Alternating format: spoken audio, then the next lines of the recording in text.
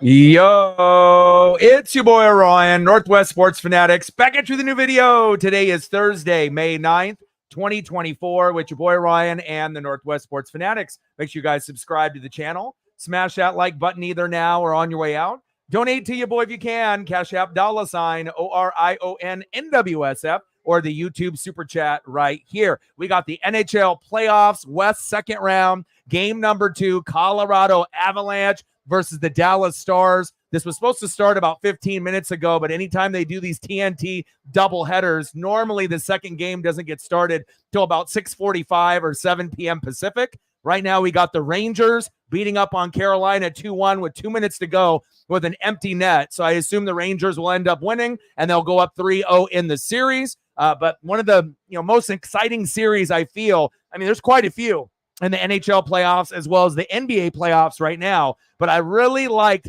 that Dallas Stars versus Vegas Golden Knights matchup in round 1. You felt like Dallas, was good, and they are better this year than I believe than last year. And Vegas was the best team last year. They won the cup, right? But they definitely had injuries and guys on IR. Oh, Carolina with an empty netter, and they got a goal to tie it up. We might have overtime here. But I always like the matchups, being a Kraken fan and being able to watch teams that are typically better than us. The Dallas Stars, the Vegas Golden Knights, and the Colorado Avalanche in the West. Those are teams that I usually go out of my way to kind of spy on, check them out, see what they're doing with their star players. And right now we got a 2-2 matchup with 1:35 left in the third period. That's unfortunate for New York, but Carolina holding on by just a thread. And that was much needed because you don't want to go down 3-0, because if you go down 3-0, you're essentially done. Wow, snuck that in there. Can't believe he got that. Let's go, baby. But I'm very excited about this matchup. The Avs and the Stars should be very good. I ended up watching game 1. The Stars were up at home in game 1, 3-1, right? And there's been a couple teams that have blown big leads, right? 3-1, and then ended up losing to the Avalanche 4-3 in overtime. So it shows you it's not about what you do early, right? It's not how you start, it's how you finish. And again, Dallas got too many goals. They had 3 within the first, period and a half. And I think they felt pretty comfortable. There's no way Colorado is going to come back, right? But then late in the second period, I believe they got it to 3-2. And then obviously the third period was all Avs. And then they ended up coming back and winning. And anytime you can come back, down 3-1, 4-1, and you end up winning in regulation or in a shootout or overtime, it's mentally crushing for the team that had that lead, especially if you were at home like the Stars. And then if you're the Avs, what can you say? This team is always going to be sneaky like the Vegas Golden Knights. You never can count them out until the clock reads 0. And I'm very, very excited about this potential matchup here. Nathan McKinnon, obviously you got Jason Robertson, Wyatt Johnson, Rupi Hintz. It's going to be good. Pavlevsky, I can't wait, man. And we're going to get going here in just a second. But it seems like this one, more than likely now with that empty netter, will go into overtime. This was supposed to start at 6:30. Then they bumped it out to 6:52 puck drop. So I figured I'd go live around 6:45. But I did not anticipate Carolina getting a goal to tie it up here with a minute to go. I thought for sure, okay, New York's going to hang on. They're going to get it done. But it shows you it's not over till the fat lady sings. Let's go, baby. Oh, and we're only one sub away from 20,200. So depending on if you're watching on YouTube or if you're watching on Twitter/X, do your boy a solid. Come over to the YouTube side, hit that like button. And if you haven't subbed to the channel just yet, please do so we can, get past that number. Again, we're one sub away from 20,200. And then I think we're about 50,000 views or less, 48 to 50,000 from 4 million. So we're getting there. Like I said, things are going to be great here tonight. And I'm very, very excited about this West second round, game number 2. Avs lead the series 1-0. And if you ended up remembering, when the Stars played the Vegas Golden Knights, it took 7 games. And this could actually go 6 or 7 as well. So I'm very excited to see how everything plays out here in the NHL playoffs. Megan in the building. What's good? She says, let's go Stars. Matt in the building. Let's go. Let's get to 100 in donos. Let's do it. Like, sub, donate, comment, share. Help your boy out. Jason spoke a little too early. He said, Rangers are going to win. right? Just like how I thought they were going to win. But again, as long as there's time on the clock, anything can happen, especially with an empty net situation to give you that extra player out there. So crazy. He said, whoa, hey, that's hockey for you. That's playoff hockey for you. Let's go. Daniel in the building. What's good? How are you, brother?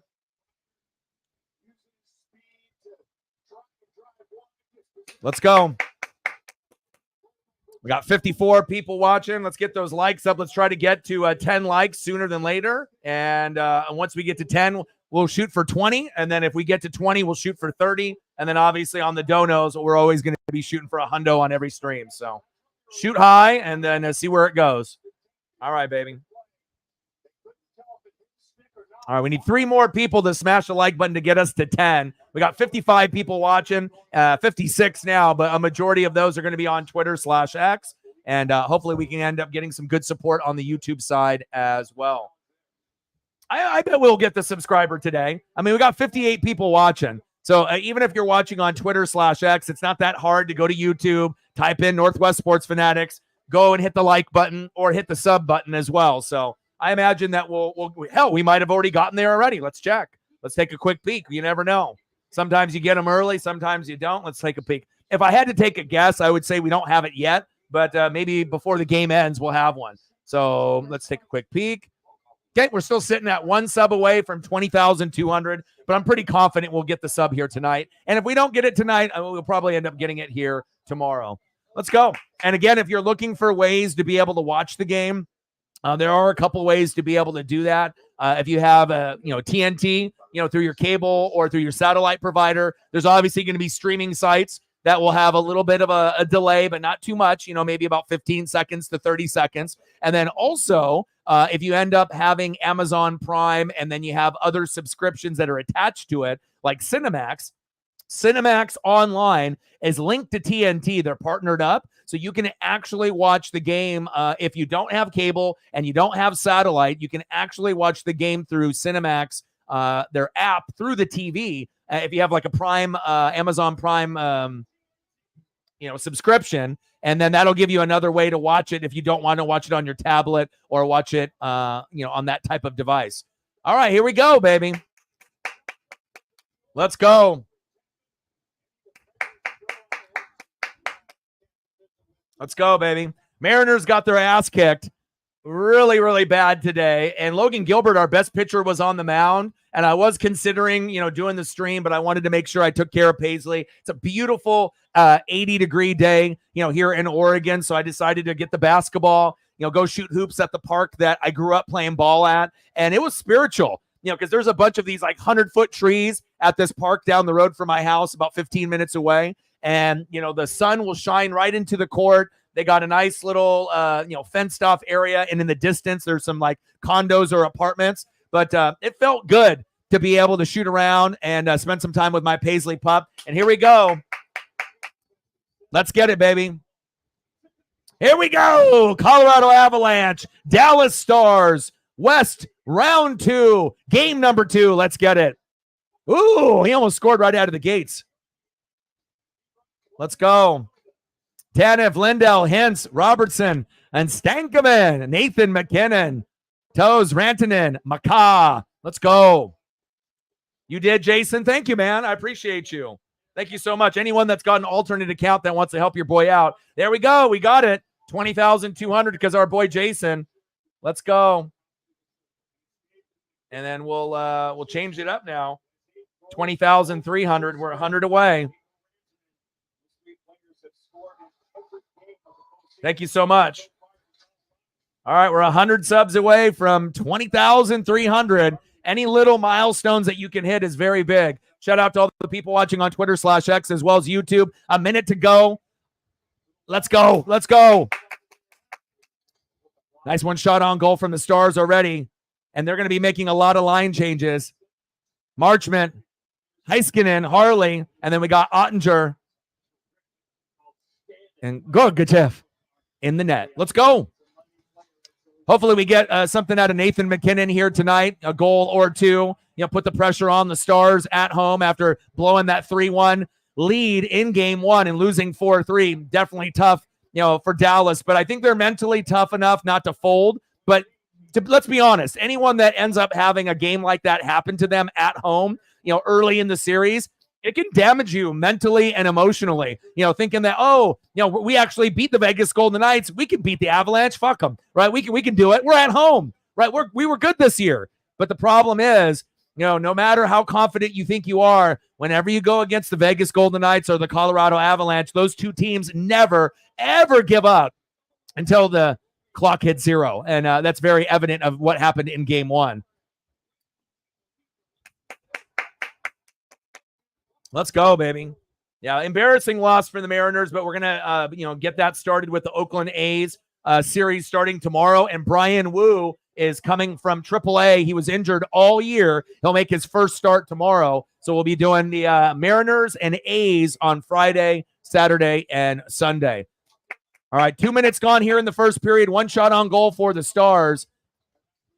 And we're still knotted up here at 0. But you can tell the physicality is there. The passing has been crisp, right? And you can feel like more than likely there's going to be, I would say more than 2 goals apiece. I'm not sure if this one will be lower scoring, compared to game one. But anytime you can end up getting a game that ends up being like 4-3 or 5-4, I think that ends up being the best type of matchups. You don't want you don't want the guys in net to get absolutely obliterated, and no one really wants to see a 1-0 type of matchup, at least in the playoffs. You want to see scoring. You want to see some big hits. You want to see some fights. You want to see some great defense, crisp passing, some one-timers, and hopefully you can end up getting some, good opportunities in each period. But I think in playoff hockey, most of us want to end up seeing some great D, but eventually we want to end up seeing the goals.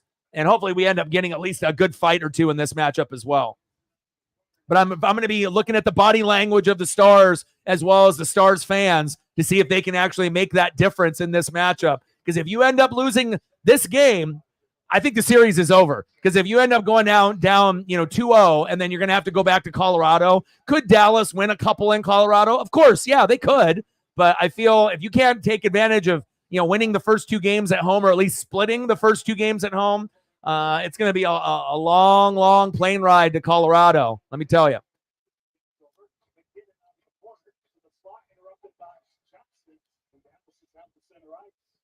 Pavleski, Ben, Lindell, Heiskanen, Johnston. And then we got Manson, McKinnon, Rantanen, and Gerard. Let's go.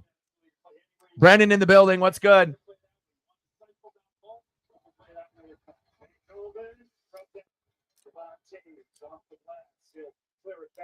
Yeah, I definitely did not expect to lose to the Twins 11-1 with our best pitcher on the mound. But as soon as I saw the first inning, when it was 5-0, and I was talking to my boy Justin and Reflect and a few of our other close Mariner fans, we already knew that this one was, it's done. We were not coming back. And then they just kept pouring it on inning after inning. So probably a good decision for me not to wake up super early to call that game. Like subs, views, donos would probably have been pretty light at 10 a.m., let alone watching my team get fucking obliterated 11-1. But we'll bounce back against the A's, believe that. All right, we got still one only shot on goal. 4 minutes have passed here in the first period.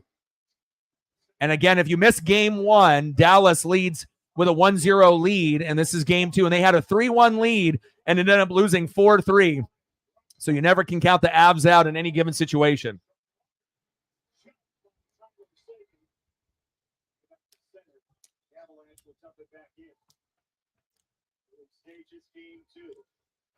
Colorado, here they lead for best of 7. Game 3, Saturday night. Got Paisley Pup here in the studio with me. She misses Dad. Oh, Marchment. Oh, 2 shots on goal for the Avs, 1 for the Stars. And it's always good when I can end up watching something in the studio, like live, instead of having to use like a link. And I'll use links if I need to, and having to watch it on the iMac and whatnot. But it's always better to have a bigger screen, better audio, better video, and I can definitely see things a little bit better on a bigger screen too. Less than 15 minutes to go in the first period. 2 shots on goal apiece for the Avs and the Stars. Let's go. Is that icing or offsides?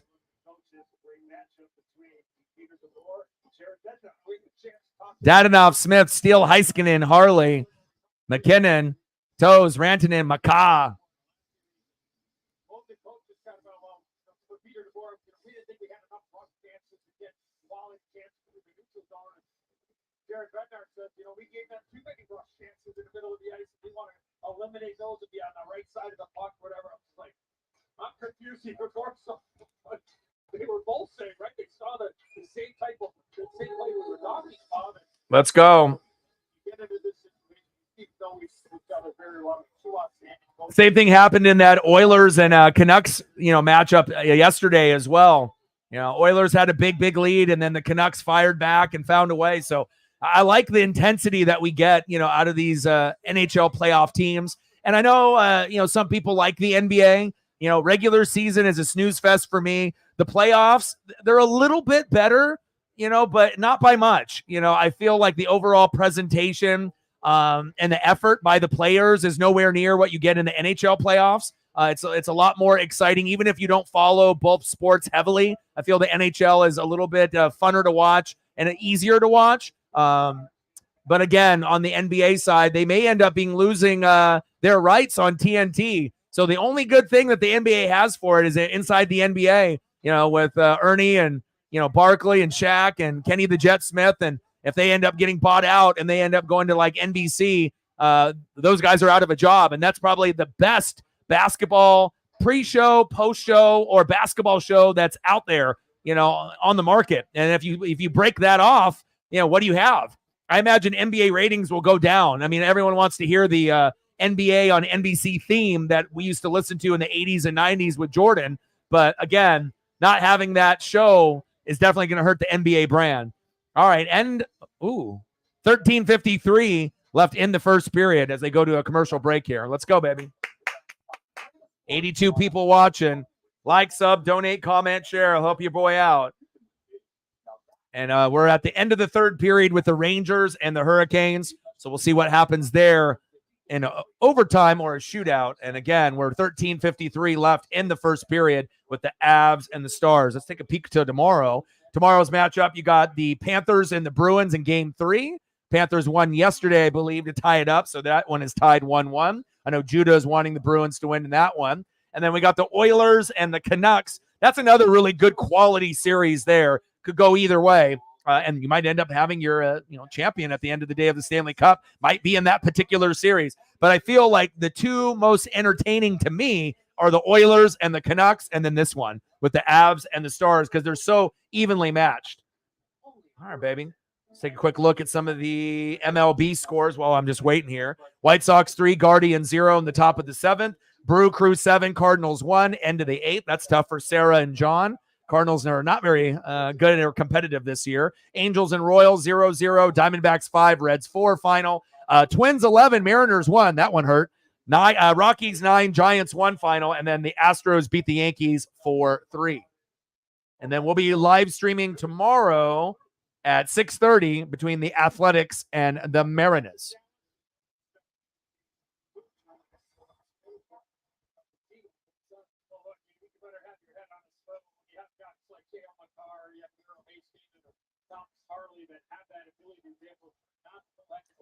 Shout out to Odin's son and his daughter. They're out there at their first concert that he ended up taking, first metal concert in New York that he ended up taking his daughter. Sent me some photos and whatnot. I hope he's having a great time.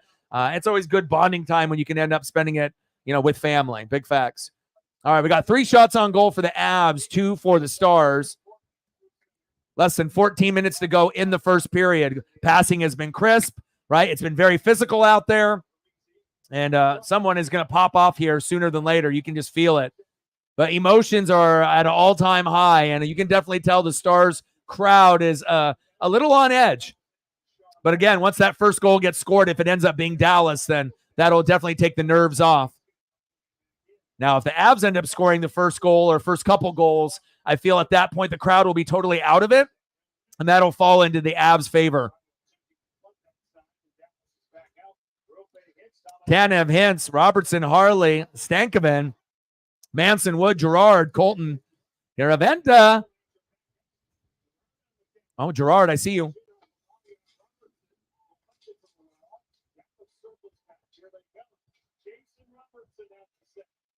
Robertson has to be big.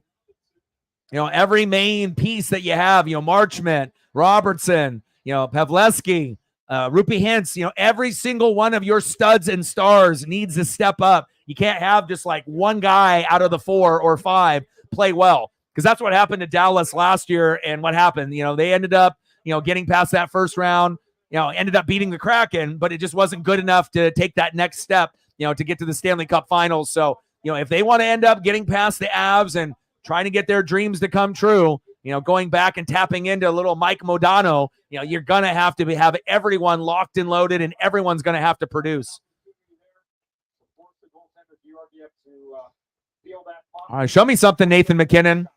You're one of the GOATs out there. Show me. And anytime Nathan is on the ice, you already know, you know, leading in almost every statistical category for the Avs. Hopefully one day the Kraken can have their own Nathan MacKinnon.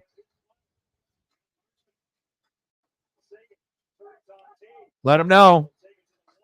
Let's do it.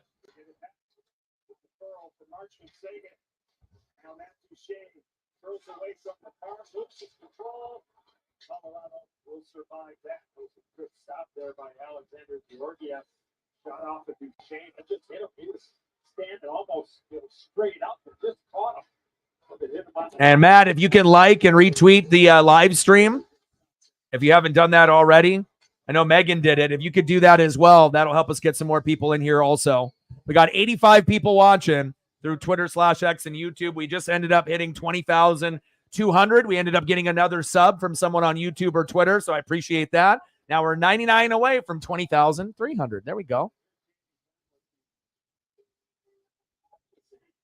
I like it when I can update the ticker throughout the stream. There we go. 99 from 20,300.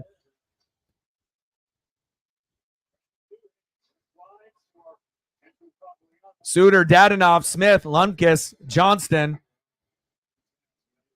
And I'm not really sold on Ottinger either. You know, I feel that, you know, at times he's really streaky where he'll be really, really good, but then other times he's looked really terrible, you know, throughout the regular season and, you know, including into the playoffs. So, you know, Dallas, if they end up wanting to be able to not only win this matchup in game number 2, but actually win this series and have their dreams get a little bit closer to that Stanley Cup final, it's really going to come out of production there in the net and, you know, how good Ottinger is going to be. He has to be the best he's ever been, especially when you're going against Nathan MacKinnon and company.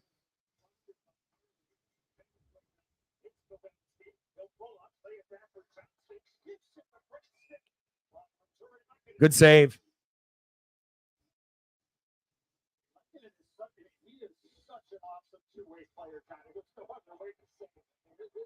Appreciate you, Matt.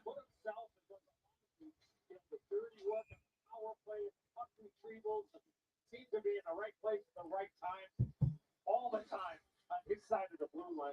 You said they were going to win in the regulation, not in overtime, and they should have won. They ended up blowing that goal with 1:30 to go. I mean, they should have won it in regulation. So usually, you know, the best teams will make the best effort and find a way to dig deep. And you know, I'm not surprised that the Rangers won. They should have won it in regulation. You know, they just kind of gave Carolina a little bit of a teaser there.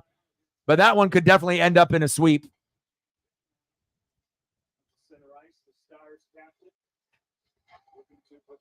All right, we're halfway through the first period, still knotted up at 0. 3 shots on goal for the Avs as well as the Stars. Wood, Rantanen, Colton, Makar, Walker, Pavleski, Lindell, Robertson, Heiskanen, and Johnson. This is a good lineup here for the Stars, but then it just made a line change there. Like I said, if you can end up having like, you know, Rupi Hintz, Robertson, Pavleski, you know, you're going to want to have 3 on the ice, and that's usually when they have 3 goal scorers on the ice at the same time. You know, that usually ramps up their opportunities to be able to get a good shot on goal and a good assist and a good one-timer opportunity.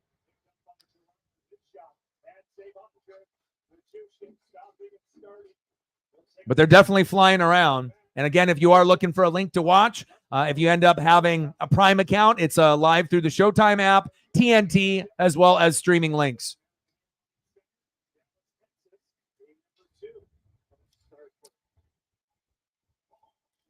Less than 10 minutes to go in the first period. Avalanche 0, Stars 0. If you missed game one, Stars had a 3-1 lead and ended up blowing that game and losing 4-3 in game one. So Dallas is a little bit on edge, and I'm not sure what it is with their sports teams in general. But it seems like, they can be very, very good in the regular season, and then just something always happens in the postseason. Specifically the Cowboys, we know that, but hopefully the Stars, don't pull off a Dallas Cowboy type of move, and they can find a way to be competitive here in game number 2. Let's go. YouTube TV as well. I mean, there's a few different ways that you can watch.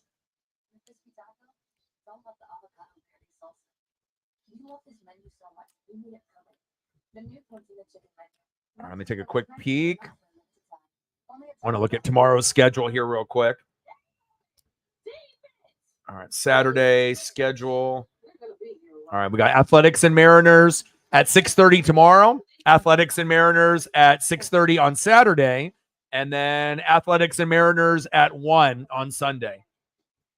And then I'll end up watching the NASCAR Cup race as well on Sunday, but I won't be streaming that since we'll be doing the Mariner game.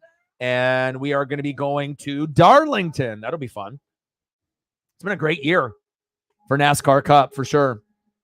Throughout their 10-year relationship, Sam and Erica watched every Avalanche playoff together. Those jerseys look better than the old ones. Now you just have to actually have a job to be able to afford one and buy one. I think I like the white one better than the orange, but the orange, it looks good. Yeah, I think the white looks the best, and then orange, and I think the navy blue, that one is last. It's not terrible. All the designs look better than last year, but the white one by far looks the best. White, orange, and then the blue for me. All right, we got 9:20 left in the first period. Who will be first to break the ice, so to speak?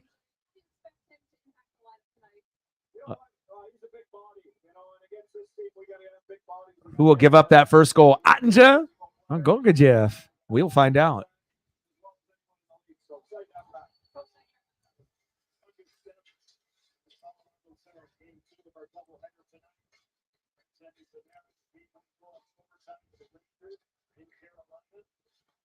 Four shots on goal apiece, and you can kind of feel the emotion in the air, like something's going to happen. You can feel it. I don't think we're going to end this period without a goal. I'm pretty sure we're going to have at least someone, and we haven't really had any penalties yet, which is a little odd, because they are really physical out there. 4 shots on goal for Colorado. 3, they actually took one back there from the Stars, right? 7 big hits for Dallas. 6 for Colorado. And now finally, just when I said, hey, we haven't had any penalties, there it is. There's the first one. So we can see if we can get a power play here. 2-minute minor on Colorado.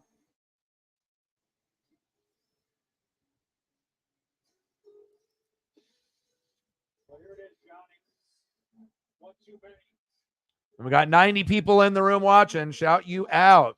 Twitter/X as well as YouTube. Like, sub, donate, comment, share. And if you're watching on the Twitter/X side, if you could come to the YouTube side and smash the like button, that would be great. If you want to watch it on the Twitter/X, that's totally fine. Unfortunately, you're not able to comment or like the stream from there, at least not yet, until Elon gets that feature updated through his app that he bought.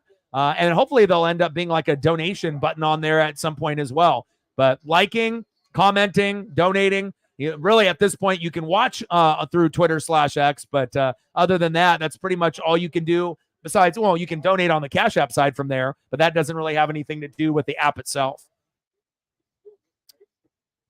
8 minutes to go in the first period. Let's see if Dallas can take advantage of this power play.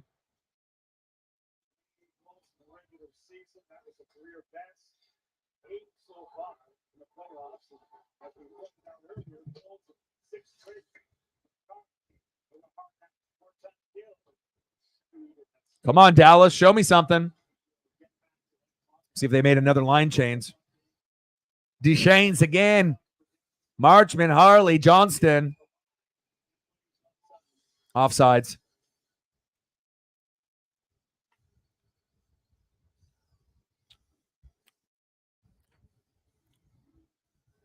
Yeah, but it's very easy for me, watching the Kraken and then being able to transition to Dallas, Colorado, or Vegas. I like being able to see the best of the best, even if it ends up being rivals, to the Kraken. And, those three teams are always going to bring it year in and year out. So it's good competition. It's good, obviously, research to see, how these championship teams are built. And hopefully the Kraken can end up joining these three teams sooner than later. Big hit there by Dallas. Cogliano, Manson, Gerard. Oh, I mean, this is a good lineup as far as what Colorado has in defensively for Dallas to be able to get a goal on this power play, but they don't really have their best five in there right now. Marchment and Johnston, but no Jason Robertson, no Rupi Hintz, no Pavleski. Got to make a line change unless Johnston and Marchment can get it done. Less than 7 minutes to go in the first period. Still knotted up here at 0.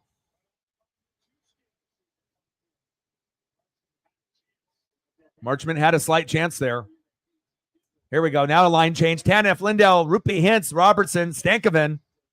And usually, like I said, if I can get Rupi Hintz, Robertson, Pavleski, or, a combination of Marchment or one of the others, when they have one or two guys, it just seems like it's just not good enough for Dallas. They need to have three playmakers out of the five on the ice if they want to be able to pounce. Shout out to all the people watching on YouTube as well as Twitter/X. If you haven't smashed the like button just yet, please do. We've hit 10. We need 10 more to get to 20. And a majority of those people from the Twitter/X side would hop to the YouTube side. We could get there.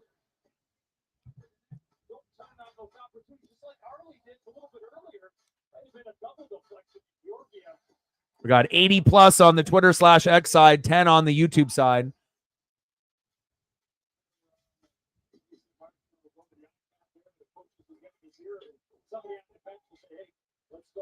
Let's go, baby.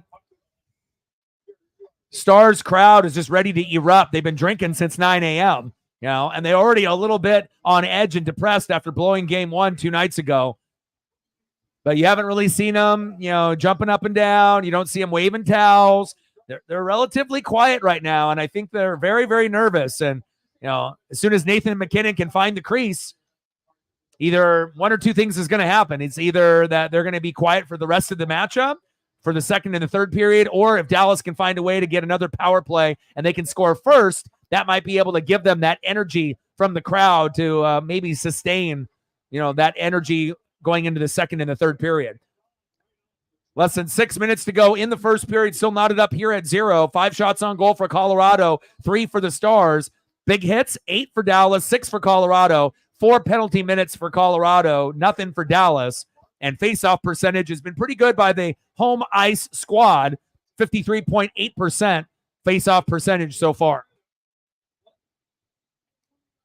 What you think about that, Paisley? She says, I miss you, Daddy. Nice save there. Suter, Hintz, Robertson, Heiskanen, Stankoven. I actually like that, this particular lineup. And they got Johnson. Or they made a change there. Manson, Rantanen, Trinan, Middlestat. They can get something here. Okay, now they just got Joe subbed in. They got Pavleski, Ben, Hintz, Robertson, Heiskanen. Right now, if you're going to score a goal for Dallas, this would be the lineup to do it. This has been the best lineup on the ice since the game actually started. You got Joe, you got Jamie, you got Rupi Hintz, you got Jason, and you got Heiskanen out there. I like all of those guys playing together, but ideally, you got 4 guys that can get you goals. Not saying that Heiskanen can't, but Robertson, Hintz, Ben, Pavleski, all four of those guys can get you goals or multiple goals and assists in any game that Dallas plays. Shit, even Heiskanen can, but I feel I trust the other 4 a little bit more.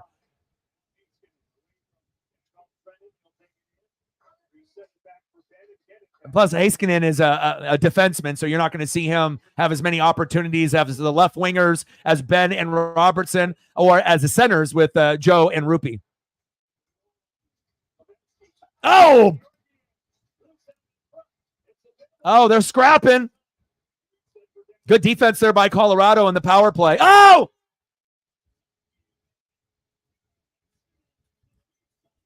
There it is. Heiskanen. He said, hey, I might be the last one out of the 5 that can score. I'm a defenseman. Doesn't matter. I told you that was the best lineup. Like I said, I watch quite a bit of playoff hockey. And, when you end up watching the Kraken and their struggles throughout the year, and then you end up watching the Stars or the Avalanche or the Vegas Golden Knights, you start to recognize what line changes are going to give you the best probability to be able to get a goal. And it's just so ironic that the guy that was least likely to score there was the guy that ended up scoring. 1-0 Stars. There you go. Now the crowd is into it. 12th career postseason goal for the defenseman, Heiskanen. Your boy knows. And again, that was the best lineup that they've had since the matchup started, since the puck drop. Nice job, Dallas. And again, if you can recognize those line changes and you're watching to see who's in, like now they got Dadonov, Smith, Tanev, Lindell, Steele. This is a terrible lineup for Dallas that's on the ice right now. But they already, you can't play, your top 4 or 5 guys together for long stretches. You want to make sure you're giving everyone a quality breather. But since they lost game 1, I want to see that same line come out again, and not necessarily just in power play situations. Let me see it when it's, full ice, 5-on-5. Because that's going to be that lineup that scores again if they can get those proper 5 together. 1-0 Stars. Let's go. Hockey from home in the building. What's good? It's my ESP, man. Like I said, I'm not going to be right about everything. Not every prediction. Not every final score. Not every goal attempt or whatnot. But a lot of times, if I'm paying attention and you see things that you've seen before, a lot of times history tends to repeat itself. It's just if you pay attention or not to notice. Less than 4 minutes to go in the first period. 1-0 Dallas. Miro Heiskanen on the power play, assisted by Rupi Hintz and Jason Robertson. 1-0 Stars. We got 90 people watching. Shout out to all the people watching on Twitter/X as well as YouTube. Love you. Appreciate you. We just ended up hitting 20,200 today. We just got an additional sub, so we're at 20,201. Shout out to all the people that have ever liked, sub, commented, or donated to the channel. I love you. Oh! Seguin, Lindell, Hintz, Marchment, Heiskanen. This lineup that they have out here for Dallas is decent, not as good as the lineup that they had when they scored. But Stankoven, Heiskanen, Robertson, Hintz, and Lindell, it's decent. This one, you got about 2 guys out of the 5, or maybe 3 out of the 5. Oh, nice pass. Wow, big save by Ottinger. Whoa, that was a great pass. Right into the crease. Ottinger. All right, now the towels are waving. See, you just had to get the crowd going. And once you got the crowd on your side, that'll definitely help. And especially Dallas should know, after losing game 1, the fans should have been, waving that towel pretty much the whole first period. But you can't force the fans to do things that they don't want to do until the goal is scored. Wow. Amazing first period. I mean, we only got 1 goal, but again, these teams are very evenly matched. 3:03 left in the first period. Stars 1, Avalanche 0. Miro Heiskanen with the power play, assisted by Rupi Hintz and Jason Robertson. Nice to see Jason and Rupi Hintz out there. And anytime I end up watching Stars games, I mean, those are the ones that I'm going to be, keeping an extra close eye on. 8 shots on goal for Dallas, 7 for Colorado. 8 hits for Dallas, 7 for Colorado as well. And they got 4 penalty minutes, and that ended up being the problem in that first period. Face-off percentage has gone all the way up to 62.5% for the Stars. Let's go.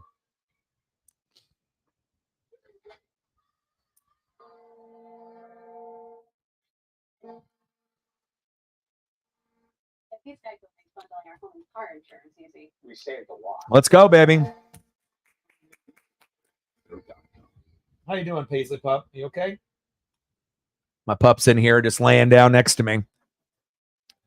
All right, let me see the lines that they have here before we end up getting back from commercial. All right, so we got Lindell, Hintz, Robertson, Heiskanen, Stankoven, Ottinger. Doing a great job so far. Hasn't blown it yet. And then we got what? Parisi, Heiskanen, Toe, Middlestat, Maka. Not the greatest lineup here for the Avs. You're gonna have to push, man. Get Nathan McKinnon on the ice as much as possible.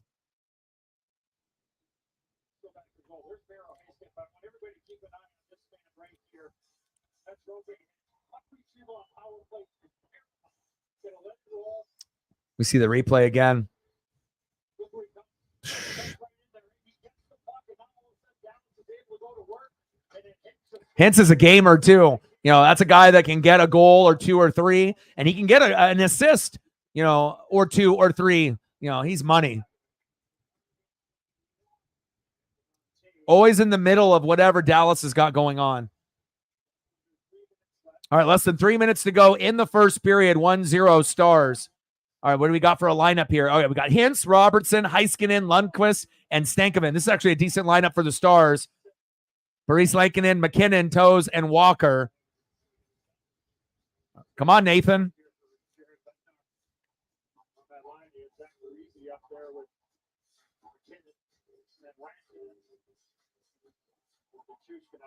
Let's see where we're at on the likes. We're at 10. Still need 10 more to get to 20. Come on, Elon. I need you. Insert a like button on Twitter. Insert a comment button for YouTube streams on Twitter/X. Okay. And a dono button. Needs to happen. 2:38 left in the first period. Come on, Elon. 1-0 Stars. Face off. See if we can get one more power play here before the period ends. Suter, Dadonov, Smith, Steele, and Harley. This would be a lineup that they could take advantage of, Colorado, if they could have the proper people on the ice. Not enough Nathan McKinnon, though. With these officially licensed digital collectibles, NHL Breakaway, make history yours. Miles Wood made history. Sure did. Overtime with beautiful forehand backhand. Jason, how are you, brother? Less than 2:30 to go in the first period. 1-0 Stars. Here, Heiskanen with the power play goal, assisted by Rupi Henson. Jason Robertson at the 14:48. And passing has been crisp. Hitting has been aggressive. Line changes have been a little questionable on the Avs side, but they're playing with house money right now, being up 1-0 when they should have lost game one when they were down 3-1. But again, it's not how you start, it's how you finish. And Colorado leads the series 1-0. We're getting here to the last minute 30 of the first period. Alberta, Canada.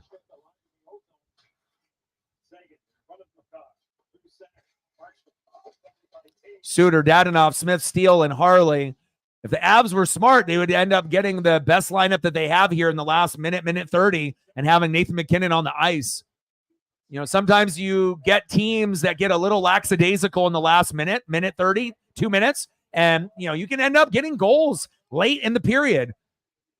And you can definitely tell the elite teams always push till the clock hits 0. And you see teams that are mid or average or streaky, where you can definitely tell that they let up in the last 2 minutes or last minute. And you can't afford to let up, especially with these two teams in this scenario and the West second round game number 2.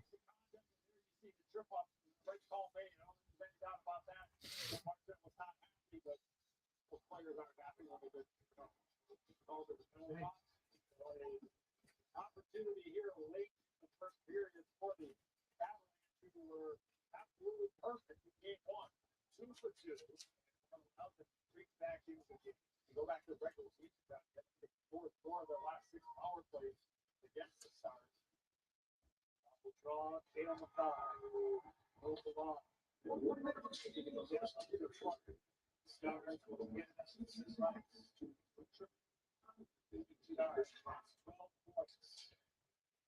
So far, Manic finalist for the Norris Trophy. Al McKinnon finalist for the Hart Lindsay Award, the MVP.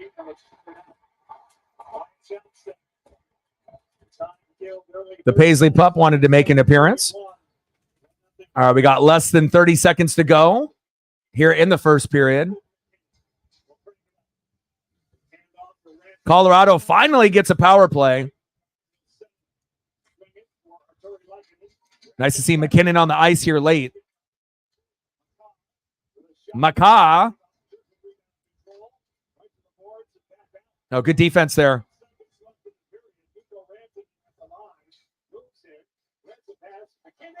Oh!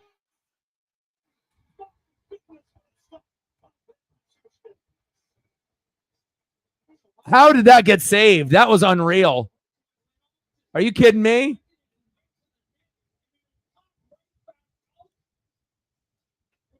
Wow. My goodness. I'm going to let Paisley out here.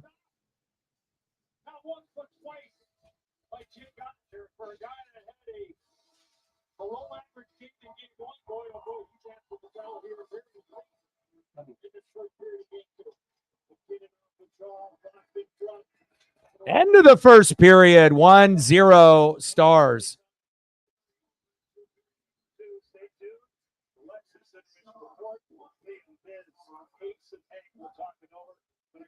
That's actually, I feel that series and then this series are the most entertaining in the NHL playoffs. So I feel they're very evenly matched. But again, you know, when you have teams that end up having leads and big leads early on, you know, 3-1, 4-1, and then you end up losing, you know, either in regulation or overtime. I mean, there's nothing more soul crushing than watching your team have this amazing start. You know, like even Dallas in game one, you know, being up 3-1, feeling good, feeling confident, the swagger is out, and then just nothing for the rest of the middle to the end of the second period and then the third period. And then you're just watching Colorado score goal after goal after goal. All right, we have a little bit of intermission now. So, again, anyone that wants any photos of anything while we're waiting, let me know.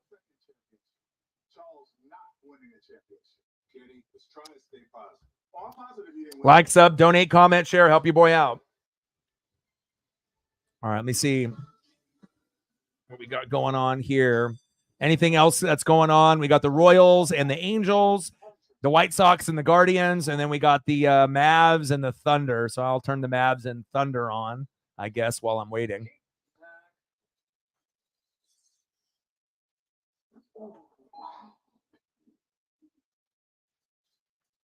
I thought you were right now. Only pay for what you need.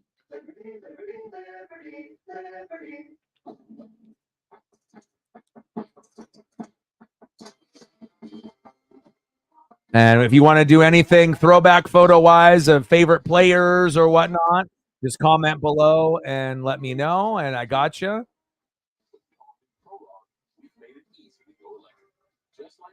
55-41. Mavericks up on the Thunder with 5:41 left in the second.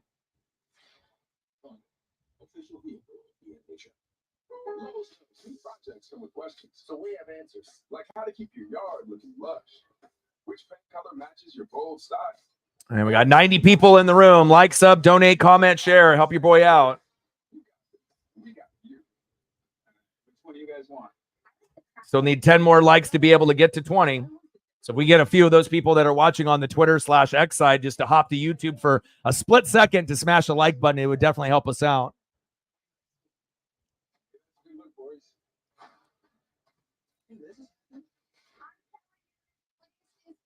And hopefully we can end up getting some support on the Dono side as well. It's been a little light the last 3 streams, so hopefully we can get some people to come through at some point or another to help us out there.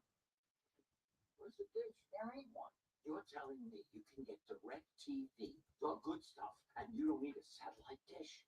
Oh, I used to love doing my business on those things. You're one sick pigeon. Them dishes kept the rain off our beaks. We just have different priorities. Satellite-free direct TV. I thought I'd see the day. Well, our lifespans are quite short. Stream direct TV without a satellite dish. I'm going to do this thing with my man, just for a bit. Rumor has it that our new New York style pizza is Domino's best pizza yet. Made with our fresh, never frozen dough that's stretched thin and cut into 6 foldable slices. Rumor also has it that you might have to fight over the last slice. Order Domino's New York style tonight and see for yourself. It's like an infinite time loop. Or, in theory, infinity. I think I'm with it. I'm about to build a time machine. We go back to the hut. Undo the loop. Save the world. We're all gonna die. I'm like, probably. Try again next day. All right, I got you. The Lazarus Project. New season, July on TNT. TNT Sports on True TV Primetime gets you in the game. In the action. Right here on the live in the know. Welcome to TNT Sports tonight. That first one didn't format very well, but that one did.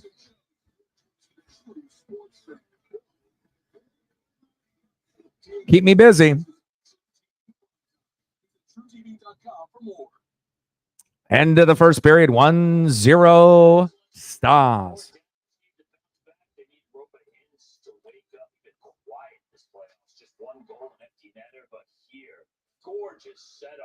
Great setup by Rupe Hintz there.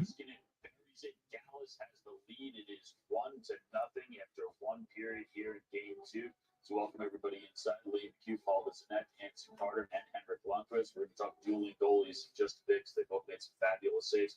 But let's start with that goal. It is our Alexis highlight. What we say? Just a great power play. Clicking over 30% right now. What I love here is they're taking what they're given. It starts with Robertson. He ends up battling a little bit below the goal line, and he creates that separation. But what's being given is that goal line play. We talked about Pavelski having to be more involved in this series than he was in the first series against Vegas. He gets sticky here. He gets help from a couple guys, and they get that much-needed puck retrieval. And Hayes, how about this feather pass backdoor to your boy, Miguel Hayes? Unreal. You're talking about bounce back? Well, Hayes needs to bounce back from last game, too, after Miles with blue past him to score that goal. All right, let me see what else we got here. He plays aggressive. He's on his toes. He's not sitting back now. This is the same exact goal, same play that Edzo and Business broke down. But look at Heiskanen. That's bombing in from the blue line position, getting in the fight, creating some confusion. On the power play, you have to outman the opposition. You got an extra body on the ice. That's what you have to get. Now, look at here from the overhead angle. He understands that Jamie Benn's back there. His first instinct is to go back to the point, but he says, nope, I'm staying down low. Great passer from Hintz. But it's all about just staying within the fight, not retreating back to blue line, being that third guy down low, and that pass that's much mustard on. You guys talked about it already. There's no chance that Georgiev had a chance to stop that puck. You need to be aware that he's there, then you maybe have a chance. But I think Georgiev is very locked because in a big scramble, it's hard to be aware of what's on your left. And he's locked in on the pass, so then, I mean, you need to explode on your feet when that pass goes across because it's so hard. But it starts with knowing that he's there. And I don't think 59-53. Mavericks up on OKC with less than 3 minutes to go before halftime. Don't dusting it off, because if you know with these two goaltenders, it has to be off your stick because they're working back so quickly to be back in position where their east to west game are some of the best in the league. Georgiev has turned back into Georgiev, and he looks awesome right now. Georgiev. That's why I see you had the Fugazi's into the Georgiev. And now you have Georgiev into Georgiev. He hasn't let up 4 goals, I don't believe, since game 1 of the playoffs against the Since you started calling. Yes. Love it. Yeah. Take a look. Very different goalies here, but both of them. Listen, we have the one goal against Georgiev. After that, yeah, Georgia, he has really quick feet. We see it here on his 2 quick saves. And obviously, the 2 different styles. Pottinger, much bigger guy size-wise, but he can still move side to side. This is an excellent save. You see that Georgia saves again. But what stood out to me, working with Georgia for a couple of years in New York, this is how. I'm going to go check up on Paisley since I just let her out of the room. Any other NHL photos or anything of that nature? Just type in the chat, let me know, and then I'll try to get a couple of those before we end up starting up here for the second period. Like, sub, donate, comment, share. 91 people watching. Help your boy out. 12 minutes, and then after those 12 minutes, kind of open up a little bit. I like how, is it good that he started the glove here, then came down to it? On the last save, yeah. So when you attack like that, he keeps his glove in front of the pad, and sometimes as a shooter, you look up and you see net. You don't really pay attention to the glove, but when you keep the glove back close to the puck, there's not much to shoot at. It's not. If it's a little further back, you might open up that top shelf, but you see a lot of goals attack it real close to the puck when they're in close like that. There's always nothing to shoot at. But what you see as a shooter is like, wow, I got to open that. You don't. You're in a headline. It's an evolution. It really is. Oh, I know. You know, talking to anybody in this business. I would have put a wild red meters on. I would have given the satisfaction. Whoa, the president got sliced up. Yeah. Aw. Everybody was kung fu fighting. No, nobody. Right down. No, stop. Usually people will send me something, through like Twitter/X or like Instagram, and then I can actually format it from there. But it has to be a particular size to be able to fit the screen, fully. But if you got any, like old NHL photos of you at a game or something like that, like I said, or something of that nature, you could always send them to me on that route there. But usually I'll just try to throw up some old vintage stuff, while we're waiting. I chose my Smart Cash Plus card from Capital One because I earn unlimited 2% cash back on everything I buy. And with no preset spending limit, my purchasing power caps to my business needs. What's in your wallet? Defense. We're gonna be here a while. Well, that's crazy. Yeah, no. With AT&T 5G, my game is on point. Yeah. Real game. Oh, sir. What happened? Did she pass? That's my girl. Level up your game club with AT&T 5G. The Taco Bell Cantina Chicken Menu. Let's get into it. When we hit on the flavor for the slow roasted chicken, we were like, that's it. Let's go. The burrito. Can't go wrong with the great one. See what else I can find here while we're waiting. Cheese, cheese, cheese. And the crispy taco, it's all about the avocado berry salsa. We love this menu so much. We're at first intermission, 1-0 stars. Not just for late night and not for a limited time. Down 1-0 in the series. They're going to have to do a lot more in the second and third, but it's a good start for them so far. Real weird. See if I can find some of these vintage black and white Gretzky photos. Those are going to be the best. Not that the fuzzy old school ones.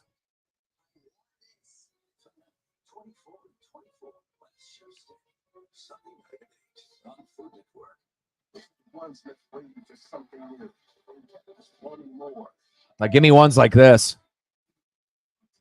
I'm kind of an old soul myself, so those are super dope. There's so much ambition in sports. There's so much money involved. There's so much at stake.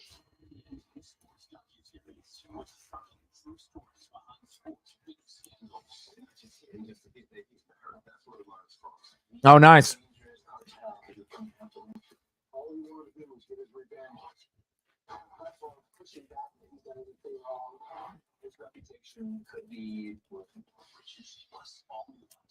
Damn, these chili cheese Fritos. If you haven't had Fritos in a while and then you have them, man, they hit. Especially these chili cheese ones and the barbecue twists. My goodness.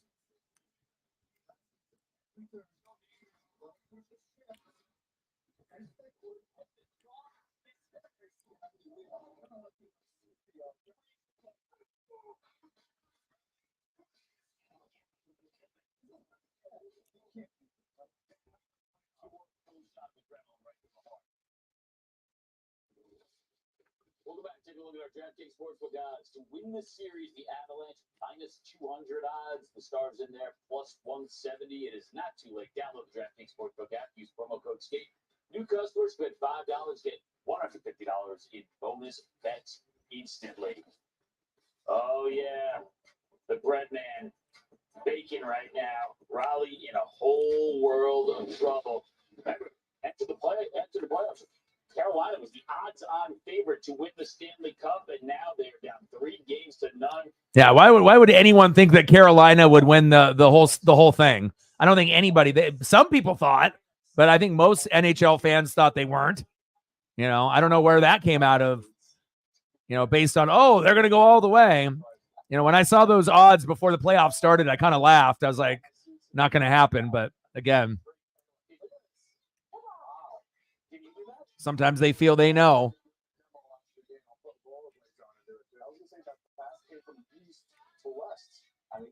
Was a cool vintage one of Wayne signing autographs back in the day.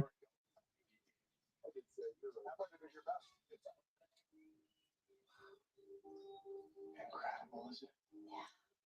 Well, with your home auto vote and RVL bundle with Progressive, you've got peace of mind for longer. Yeah, just hope it stays this way. Once word gets out about these places, they tend to. And there it is.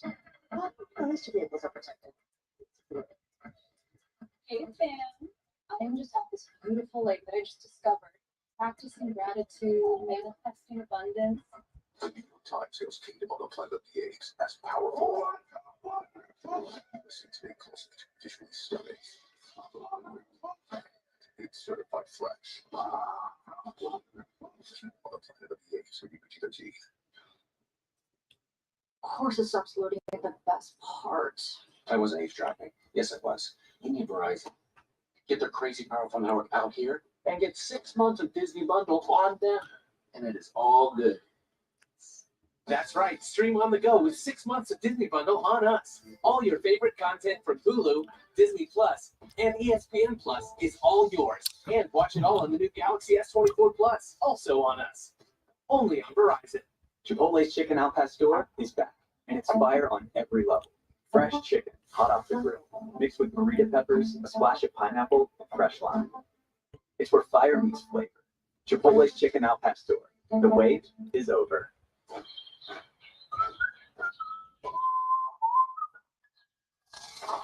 All right, we need 9 more to get to 20.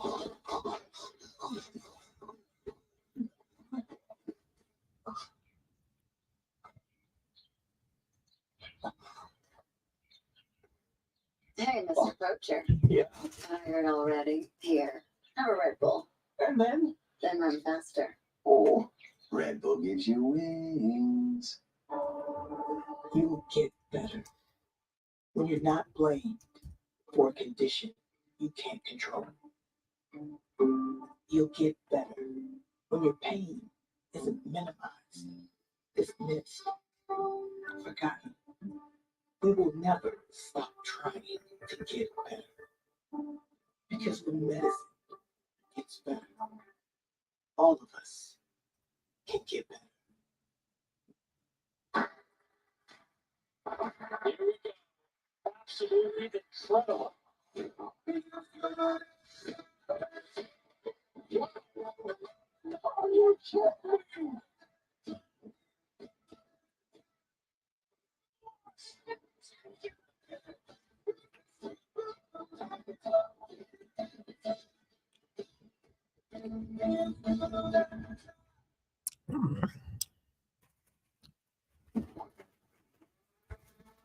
Back on the Jurassic Park. Holy.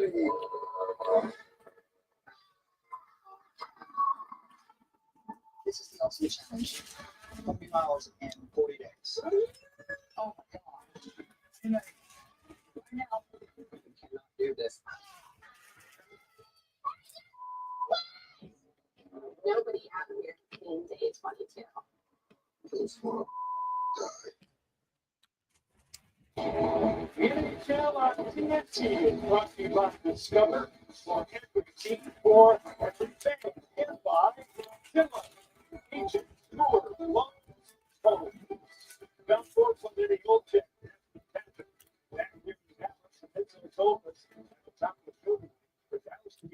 All right, starting the second period. Below the circle split.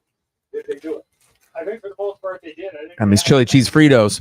with that first period on that mindset where they just kind of feel that look, there are no perfect teams in the National Hockey League, and that's like one area where they would like to exploit the Colorado Avalanche. More simple play 200 feet away from the goal center. Their defenseman, I thought he did a good job trying to keep the puck alive. The Colorado Avalanche obviously want to stay out of the penalty box. All right, here we go. Started the second period, 1-0 Stars. See if Nathan McKinnon can end up getting them off to a fast start here in the second period. All right, Tanev, Lindell, Steele, Johnston. And what do we got here? Lehkonen, Matt, McKinnon, Rantanen, McCaw. All right, they still got less than, 45 seconds here with the power play. 9 shots on goal for the Avs and the Stars. Big hits, 9 for Dallas, 7 for the Avs. Penalty minutes, 4 for Colorado, 2 for the Stars. Face-off percentage, 52.4, advantage Dallas.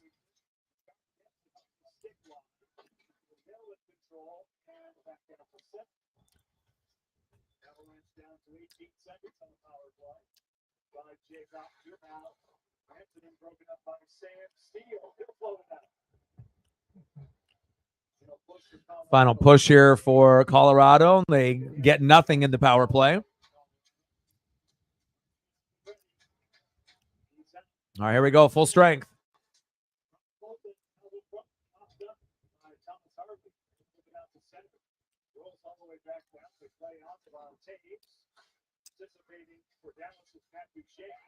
Duchesne, Sagan, Marchment, Heiskanen, Harley. Uh-oh. Uh-oh, one-on-one. Wow, big save by Ottinger.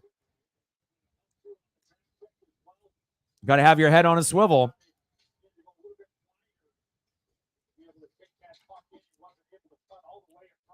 Not the most ideal lineup here for the Stars at the moment, but get Nathan McKinnon out there, damn it.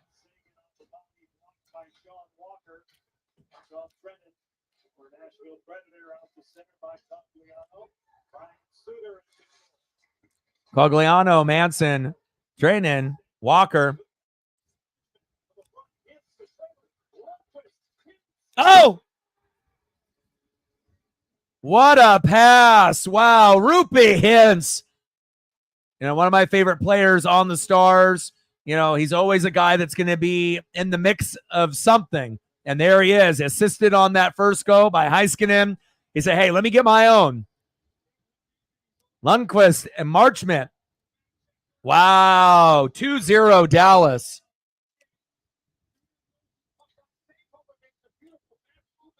But when you can get like Robertson, Pavlevsky, Rupi all in together, woo! Top shelf, too. All right, here we go. Stars crowd is excited now, but again, this is the same type of thing that happened in game 1 where they were up 3-1, and then it was all Colorado from about halfway through the second period until the end of the matchup. So hopefully they can keep that energy high in the building. There at American Airlines Center.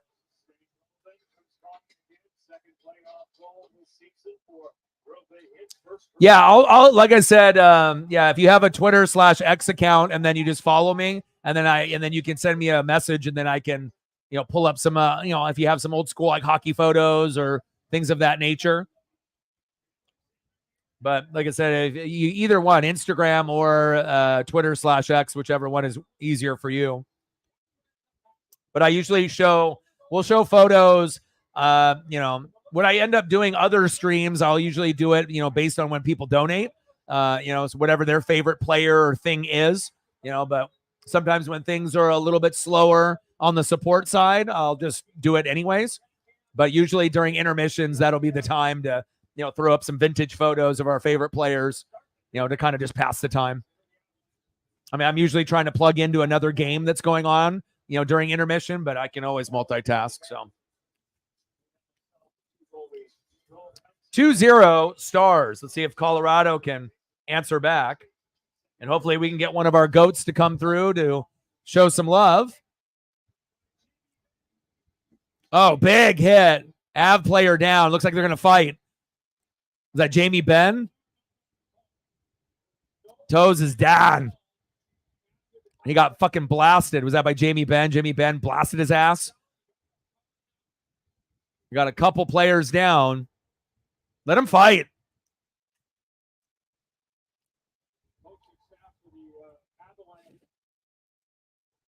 Let me look at the replay here. Let's see again. Oh, shit. Oh, he crushed him. Wow, didn't even see it coming. Elbow to the side of the head there. A little dirty there by the Stars. Nathan McKinnon was right there, too. Hopefully he's okay.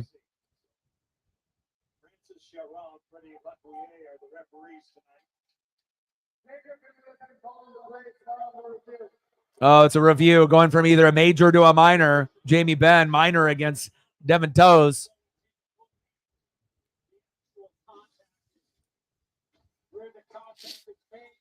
Oh, big hit. Well, that's only a goat for you. Not for us here, though. Unless they like and sub and donate.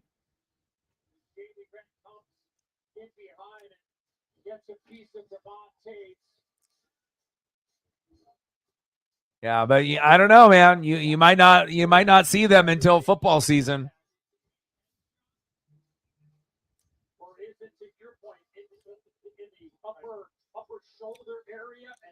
Kind of just depends on what kind of stream that we're going to do.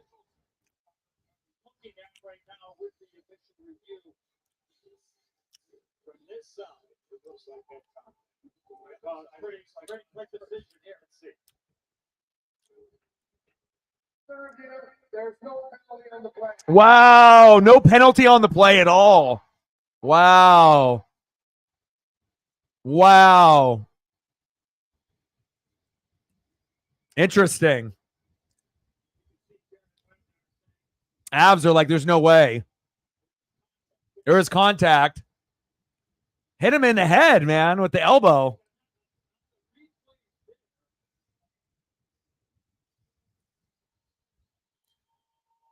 I mean, it depends on what camera angle that you're looking at.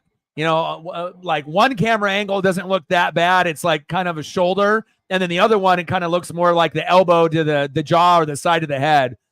But Toes is going to the locker room.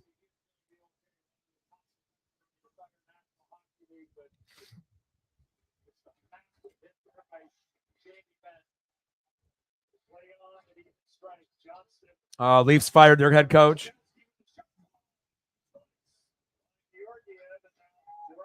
Yeah, I imagine we're going to see a lot of adjustments to a lot of teams. Well, you know, once we get further along into the playoff structure. Less than 17 minutes to go in the second period. 2-0 Stars.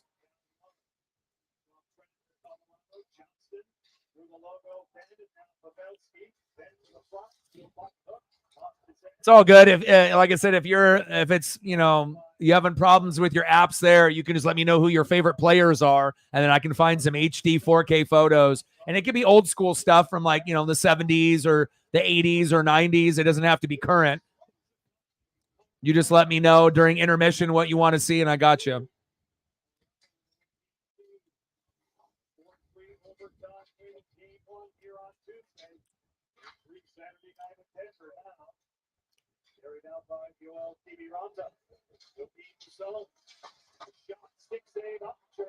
Ottinger, nice save. Heiskanen with the first period goal. Rupi Hentz, one of my favorite players on the Stars. A little bit of a cold start, you know, going into the playoffs and whatnot, but great to see him being able to contribute. Now we just have to see if Pavleski and Robertson can join him.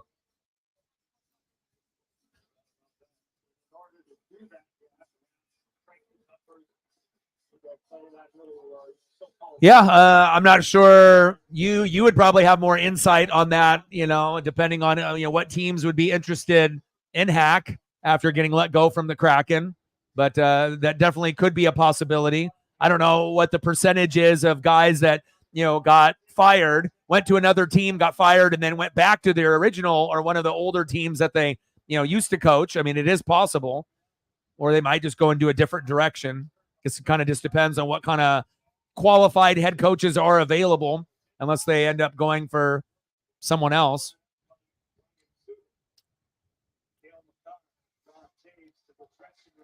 Likinen, McKinnon, Gerard, Middlestat, McCaw, Suter, Dadonov, Smith, Steele, Heiskanen for the Stars. This is a decent lineup here for the Avs, but they just have to find a way to stop the bleeding here, being down 2-0. But again, they were down 3-1 and came back and won 4-3 in game one. So they always feel that they're in it, just like the Vegas Golden Knights when they get down. Ooh, shot high, just wide.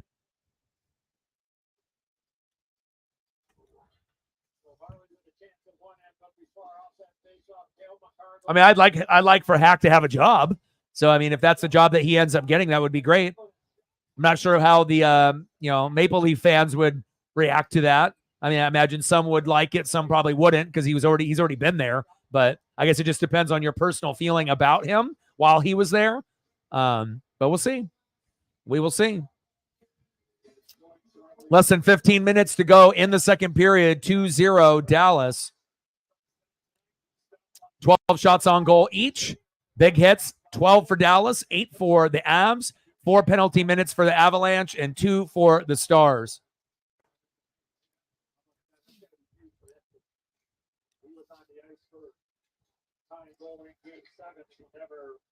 It's like with Oregon, if we ended up having any coach that coached for us in the past, for the Ducks, the only one I think people would be okay with would be Chip Kelly. But other than that, no one else, fan-wise would want anyone that's already been there. I mean, unless we're going like old school, like, Bilotti as a grandpa wanted to be involved somehow, some way, then I think the fans would be okay with it. But as far as like head coach, I think Chip would be the only one that Duck fans would approve of, but no one else. But we got a guy right now that, might end up being the new Chip Kelly in this generation for us, I truly believe. And as long as he's loyal and he can stay there for 5 to 10 years or longer, Lanning should be able to get us to the peak of the mountain. And hopefully we can end up getting to at least a natty or two before his tenure is up. And if we end up going to a natty or two, hopefully we can win at least one at some point before my time is up. Definitely would love to see the Mariners win a World Series, and I would love to see the Ducks win a natty before it is all said and done for me. Good save.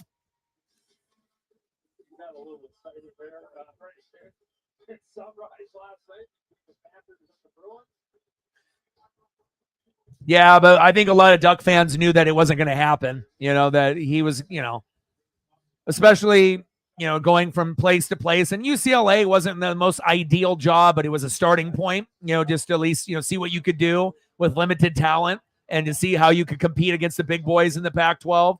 And obviously there was some games that they ended up winning. That was surprising. And there was games where they got blown out, which you kind of expected. But there was some pretty good talent that he coached. And now he's in the best place that he possibly could be, other than Oregon, right? Michigan, Georgia, or Bama. He's at Ohio State. So it's going to be very interesting to be able to see Chip Kelly and Dan Lanning, go at it, obviously for maybe years to come. And then again, if Ryan Day ends up getting fired, who do you think is going to be the head coach for Ohio State? It'll be Chip Kelly, 100%.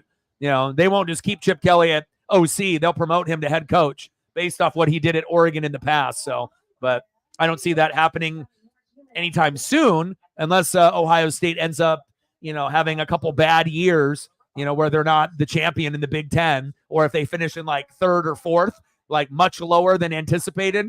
But Ryan Day is a good coach, but I think Chip would be better, and then obviously it would be the first time Chip has been around players like he had at Oregon. So you're going to definitely get the best athletes, some of the best in the country to go to Ohio State. So I'm really definitely looking forward to that rivalry, with Ohio State and Oregon moving forward. So 2-0 Stars.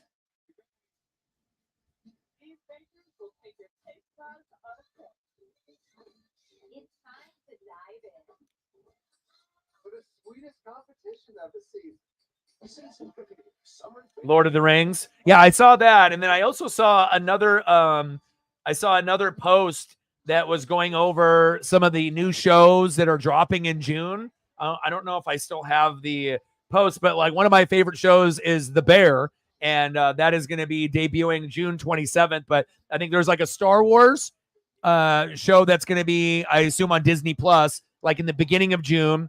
And then The Boys, that'll be, I think, in the second week. Then there's something else in the third week. And then at the end of the month, it's The Bear. And I can't wait. And they're going to have all the episodes drop. The Acolyte. Yeah, that's it. But there's 4 things that are dropping that are pretty notable names. And like I said, I've only, I've read about like The Boys, but I've never watched it. But that might be something. I think that's like season 3 or season 4 that they're going to have in June. But definitely gonna check out the Acolyte. That'll be with the Star Wars, like a little spin-off thing that they got. But the one that I'm really looking forward to is The Bear. I mean, it's not even really, they have it labeled as like a comedy, kind of drama, but the acting is superb. The intensity is so real. There's so many quality, actors and actresses in that show to really show you the gritty life of what things are like, to be able to kind of run a restaurant behind the scenes successfully. And like I said, I love season 1. I love season 2. Can't wait for season 3. And I think season 4 got picked up by them as well. Hopefully it ends up being a show that goes like, 6, 7, 8 seasons if they want to continue the show. But, it'll make you laugh. It'll make you cry. It'll get you emotional. It really gives you all of the emotions in one show, which I like. One-on-one. Oh, stick went flying. Wow. That was a missed opportunity by the Stars there. Suter, Pavleski, Ben, Tanev, and Johnson. They got a good lineup here for the Stars. Gorgiev with a good save.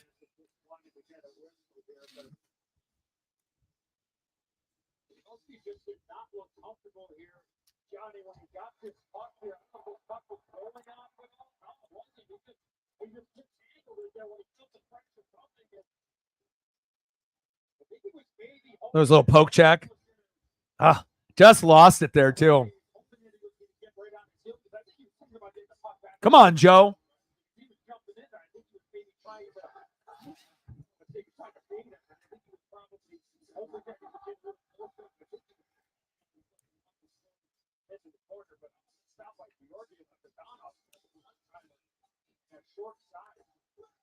All right, we got less than 13 minutes to go in the second period. 2-0 Stars. Heiskanen and Rupi Hintz with the 2 goals. And another penalty. Everything going all Stars. And, the only way Colorado is going to get back into this if they can get McKinnon to get some major ice time and cut back on these penalties.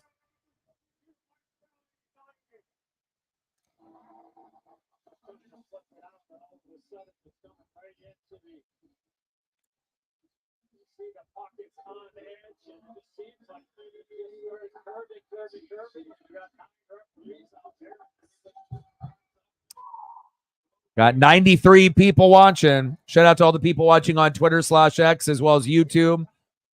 Like, sub, donate, comment, share. Help your boy out. We got a Dallas power play here.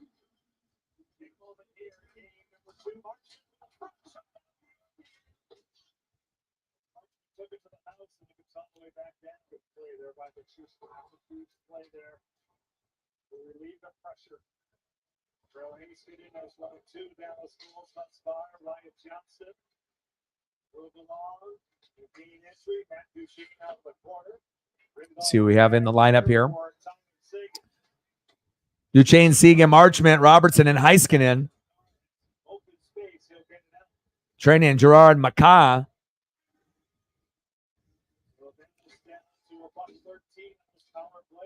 Dallas might be able to get another goal on this power play if they're lucky. Oh.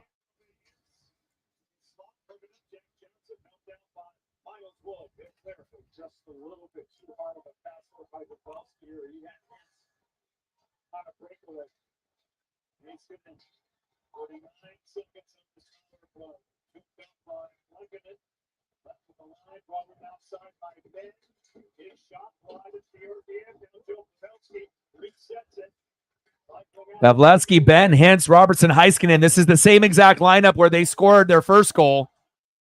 Good save.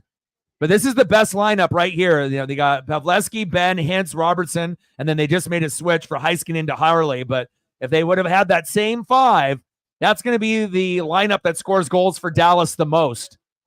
And not necessarily just in power play situations, but it seems like they let that lineup come to light in that particular line during the power plays, and it's usually pretty effective for them, as we've seen here tonight.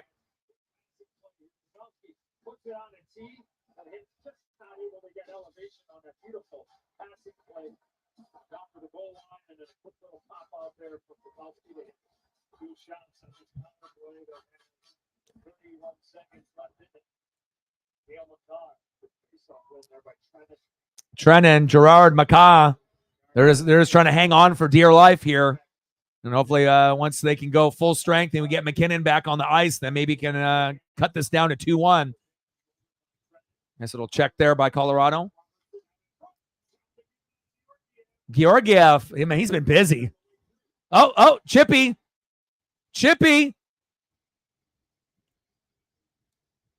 Pavleski, Ben, Hintz, Robertson, Harley. They got 10 seconds left. Georgiev, man, he's been busy. And they got hit in the back there. They're not too happy. Rupee Hintz is like, don't be cheap on me. Out of all the players that are on the Stars, if I could choose one to have on the Kraken, it would be Rupee Hintz for sure. I just like his craftiness. You know, like I said, no matter when he's on the ice, it always seems like something positive happens. Robertson is great. You know, Pavleski's great. You know, they got quite a few, you know, quality players on the Stars. And obviously, you know, if you could have one from Colorado, it'd be McKinnon. Nathan is the man. But I really like what Rupee brings to the team. It's kind of like the enforcer, you know, and kind of a guy that when things are kind of at a point where, you know, maybe they're a little on edge or they need a little extra motivation, you know, he's one of those guys that can kind of rally the troops and get them focused in the right direction.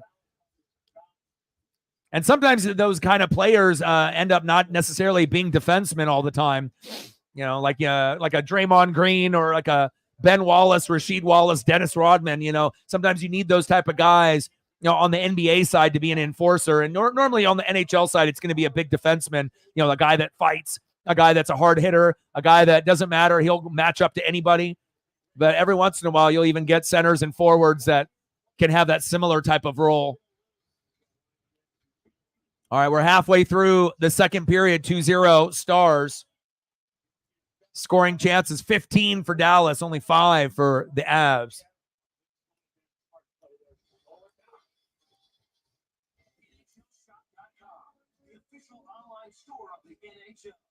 Yeah, it's been a very challenging week, these last 4 streams.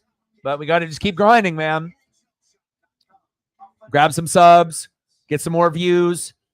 And then hopefully we can end up getting blessed here before the stream ends. And if not, then, you know, we're going to be grinding it out for the Athletics and Mariners the next 3 days. And hopefully we can get some goats to show up at that particular point to help us out. But we're definitely behind the 8 ball with the support this month compared to last month for sure. But we just got to stay positive and keep grinding. And hopefully that we have more streams that hit gold rather than streams that hit nothing.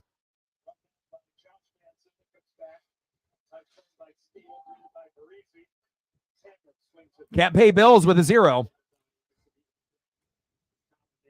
All right, less than 10 minutes to go here in the second period. 2-0 Stars. Let's see who's out on the ice. Dadonov, Smith, Tanev, Lindell, and Steele. This is a lineup that the Avs could definitely take advantage of. Parise, Manson, McKinnon, Rantanen, Walker. See if they can line up McKinnon here. Oh! And it'll have to be Rantanen and McKinnon kind of working together to be able to set themselves up.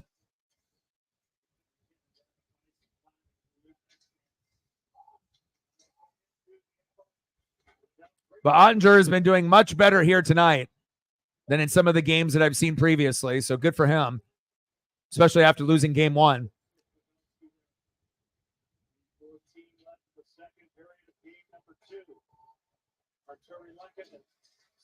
Suter, Robertson, Lundqvist, Enkoven, and Johnston. Lankinen, toes. Ooh.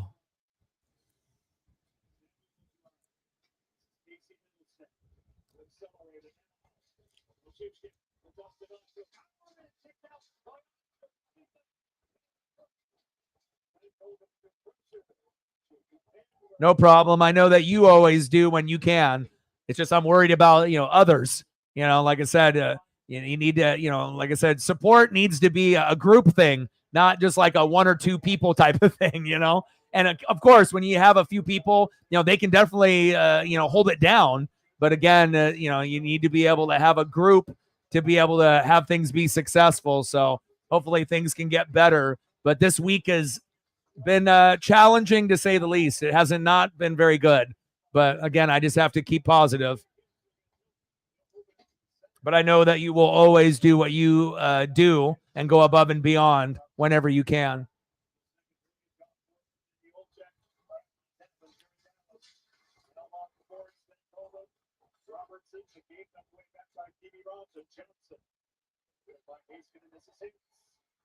Rupee, nice pass. Oh, nice save. Gorgiev there with another save. Rupee is so crafty. To me, he is the best setup guy on Dallas. And again, if you give him a good opportunity to hang around the net, he can get a rebound and he can score one-on-one against you as well. Robertson is going to be, maybe a little bit more popular at Pavlevsky. There's going to be certain players on the roster that might be, more of a fan favorite to some Dallas fans, but I like all three. But if I had to choose my number one, definitely Rupee. Even if Jason ends up getting more goals and assists from game in and game out, I just like what Rupee brings game in and game out for the Stars.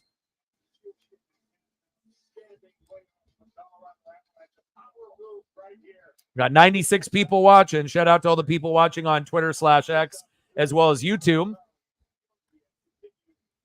We need 7 more people to smash the like button for us to get to 20. So if you're watching on Twitter/X, come to the YouTube side, smash the like button. If you want to be able to comment and hang out, you can do it here. But if you're on the Twitter side, X side, really the only thing you can do there is watch. So we need 6 more people to be able to come over from the Twitter/X side, considering we have about 8 to 10 on the YouTube side and like 90 plus on the Twitter side. So that's why it would be really great, Elon, if you could set up a like button, a donate button, and a donate button, obviously, on that side. But nothing has been created just yet.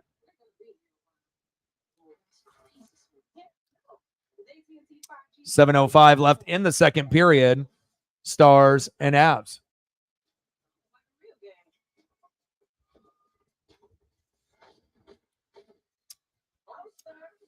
But it'll help us with the algorithm, even if you can't donate and you don't feel like talking, just hopping over to the YouTube side and smashing the like button and then going back if that's what you want to do. But we need 7 more people to smash the like button. It'll help us out tremendously. We want to shoot for 20 to 30 likes on every stream. So even if we have a challenging day on donos or shares or subs, that at least we can keep the algorithm going. So we got 6 more people to get to 20. So hopefully we get a few of y'all that are watching on that Twitter/X side. Come over, takes 1 second, hit the like button, and then you're done. Considering we have about almost 100 people in the room. All right, we're in the second period. 6:53 left in the second period. 2-0 Dallas. If you're just tuning in, game 1, Dallas was up 3-1. Colorado fought back and won 4-3. And in this particular matchup, 14:46 in the first period, Miro Heiskanen assisted by Rupee Hentz and Jason Robertson on the power play, 1-0 Dallas. And then Rupee said, let me get involved myself. And then he ended up getting goal number 2, 1:57 in the second period, assisted by Lundqvist and Mason Marchment. 2-0 Dallas.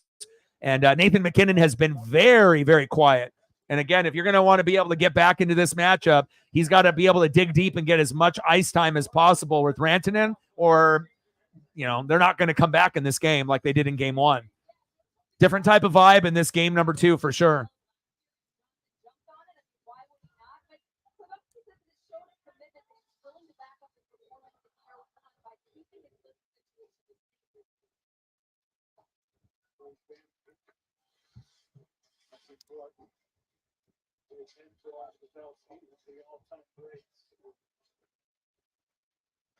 Total class act. Marchment goes along, out center. Shots are 13 for Dallas in the second period. Scoring chances 9-3 Dallas. Shot attempts 25-7 Dallas. Stick Marchment there. Tuchkin knocks it down for the Bronx. This is time of second. Stop on the dive, come around. Marchment. Tanev, Seguin, Marchment, Lundqvist, Cogliano, Lankinen, Training, Walker. Colorado looks a little stunned out there. And again, you never can count them out or like the Vegas Golden Knights, but I think they felt like they stole game one, which they did. And the same type of intensity that we saw in the second and third period from Colorado really hasn't been there in game number two. Ooh, Gerard.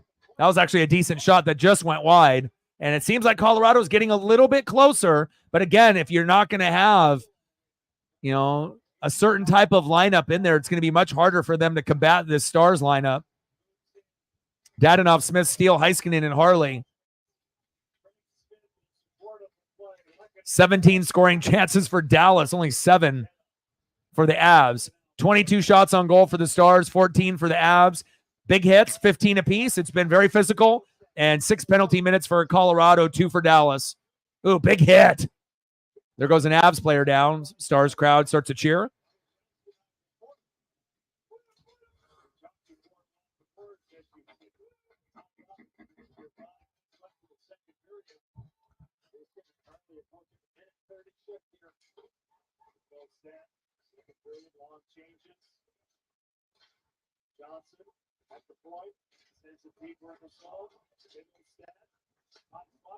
Less than 5 minutes to go. Ooh.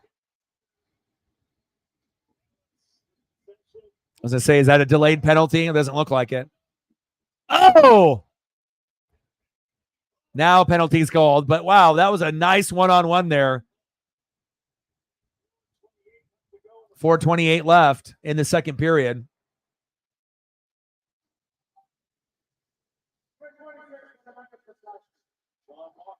Sean Walker with a minor.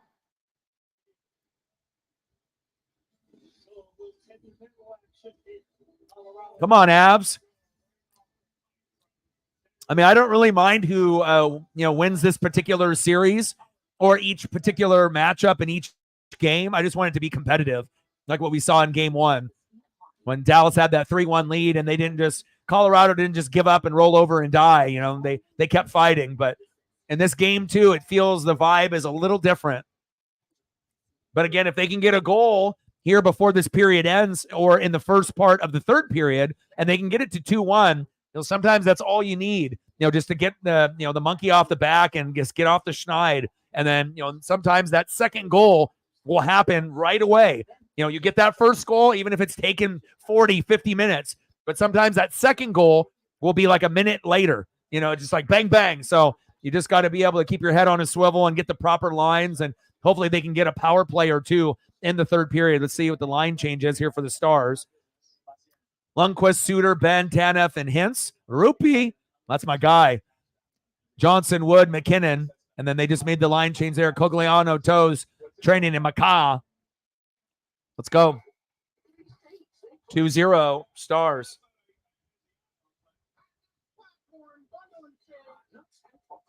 And a big 3-2 win from the Rangers. Even though supposedly the Hurricanes were potentially, I don't know who set that up in the sports world for betting, but I didn't think Carolina had any chance to be able to go to the Stanley Cup. I thought they were decent, but I'm not sure if I predicted 3-0 New York at this point in the series, but I definitely did not think the Hurricanes were going to go to the Stanley Cup and win. So I don't know whoever those odd makers were, if they were trying to collect money on people that were dumb, but I could think of quite a few teams over the Hurricanes that I would predict to get there. All right, here we go. Power play for Dallas. Let's see who they got in here.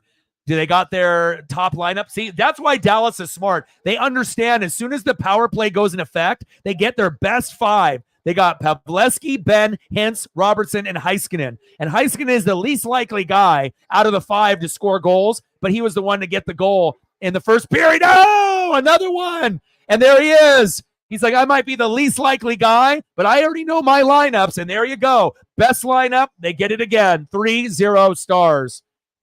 Heiskanen on the power play.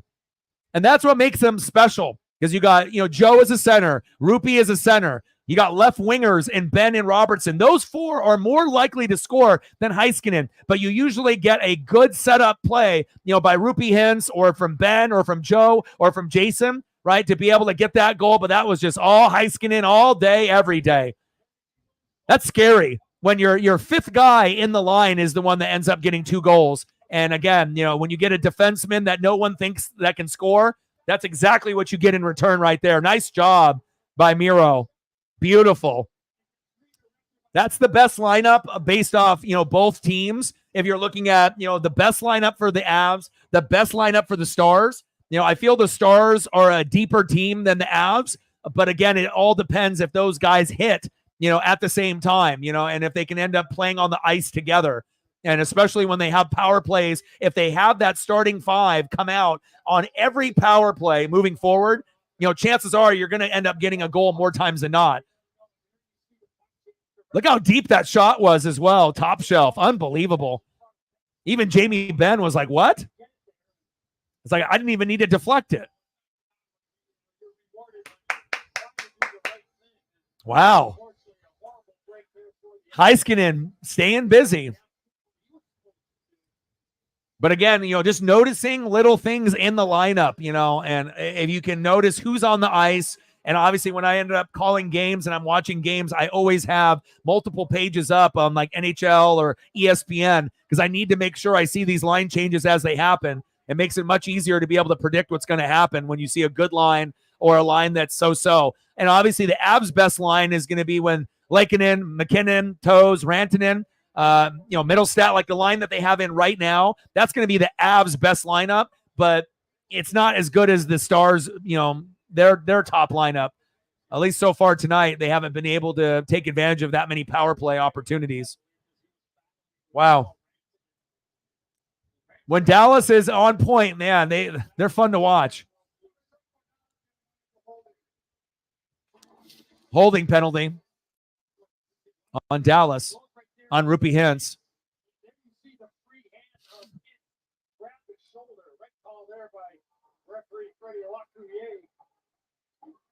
That's how he was able to get body position. The initial contact was Branson, but it was the free hand that the official saw. Still going to be a work in progress, depending on recruiting and transfers and everything. But the nice thing is like, when you have a coach that said no to Alabama, like how many people would say no to Alabama, especially if you're at a school, that, is on the rise like Oregon, but you got to think the best jobs in college football typically are going to be Bama, Georgia, Ohio State, Michigan, and obviously Oregon with Dan Lanning there. We're on the map now, and it's just nice that he decided not to take the job. DeBoer did. But again, DeBoer isn't going to be able to recruit the same way as Nick Saban. So, you might see a little bit of a downward tick in Alabama in football in the next few years, depending on how they do. And, maybe some of those players that were thinking of going to Bama now will transfer to Georgia, Michigan, Ohio State, Oregon, or somewhere else. So,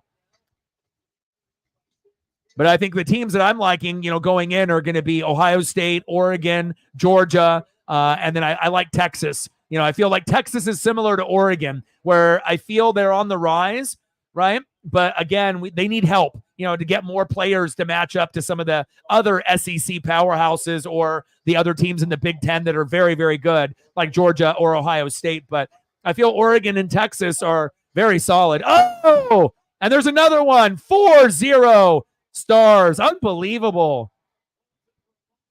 Tyler Seguin with the wrister.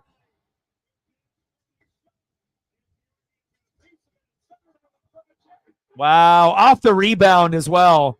Man, they are running it today. 4-0.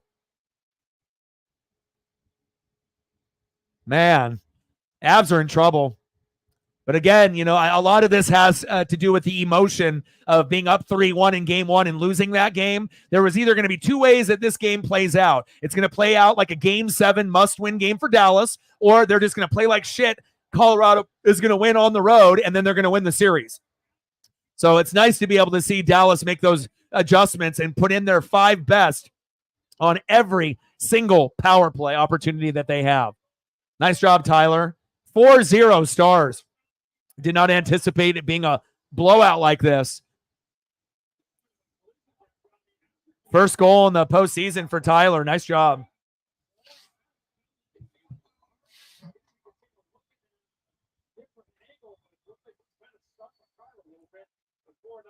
here late in the second. 27 seconds left. Colorado power play. First career. Yeah. I think for me, I want to be able to see the secondary, get back to the days where we had, two corners and two safeties that both made the NFL. So I want to get to a point where hopefully, Oregon can have, the D linemen and the linebackers. And, those are kind of a given. We're always going to get guys that are big up front, pass rushers, run stuffers, linebackers from time to time. But I feel the position that we need a lot of work on is the secondary. Oh, nice pass. Little poke check there, poked it away by the Avs. Less than a minute to go in the second period, 4-0 Stars. But, I mean, if we can ever get to a point where we have a top 10 defense and a top 10 offense, that's when we're going to have the best chance to be able to, get to a natty and possibly win. But still need a few more years of recruiting to catch up to like Ohio State and Georgia. But we're getting there. We're starting to see more and more, kids from high school and also kids in college that, they like the uniforms, the swag that they can get and the vibe, and obviously Dan Lanning. So we're in a great position, just like Texas is with Sarkisian, but I think that we're even in a better situation than Texas. It's like Georgia, Ohio State, Oregon. Those are the three teams to keep a real eye on moving forward. Texas as well.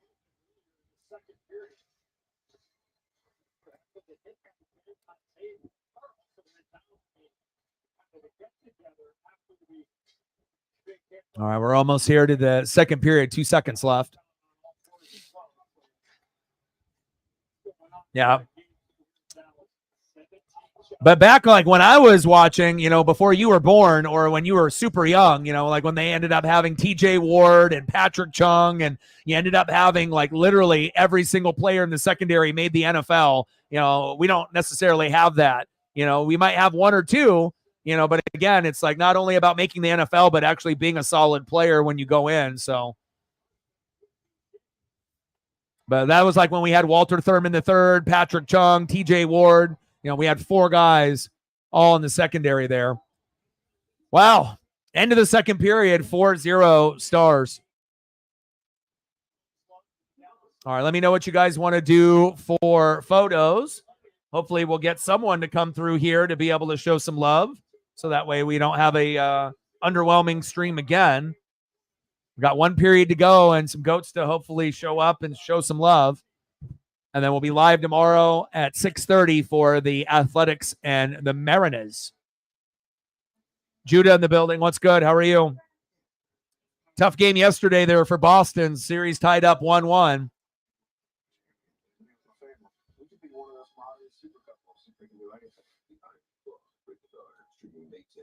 We got almost 100 people in the room. 90 on the Twitter X side, 8 or 9 or 10 on the YouTube side. We need to be able to flip that around. All right, we need 6 more people to come through from the Twitter side to smash the like button to get us to 20.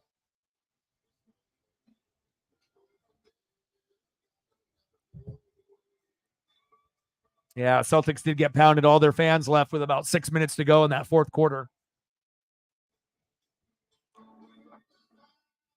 The B's and the C's, yeah. But hopefully it'll end up being a little bit better moving forward.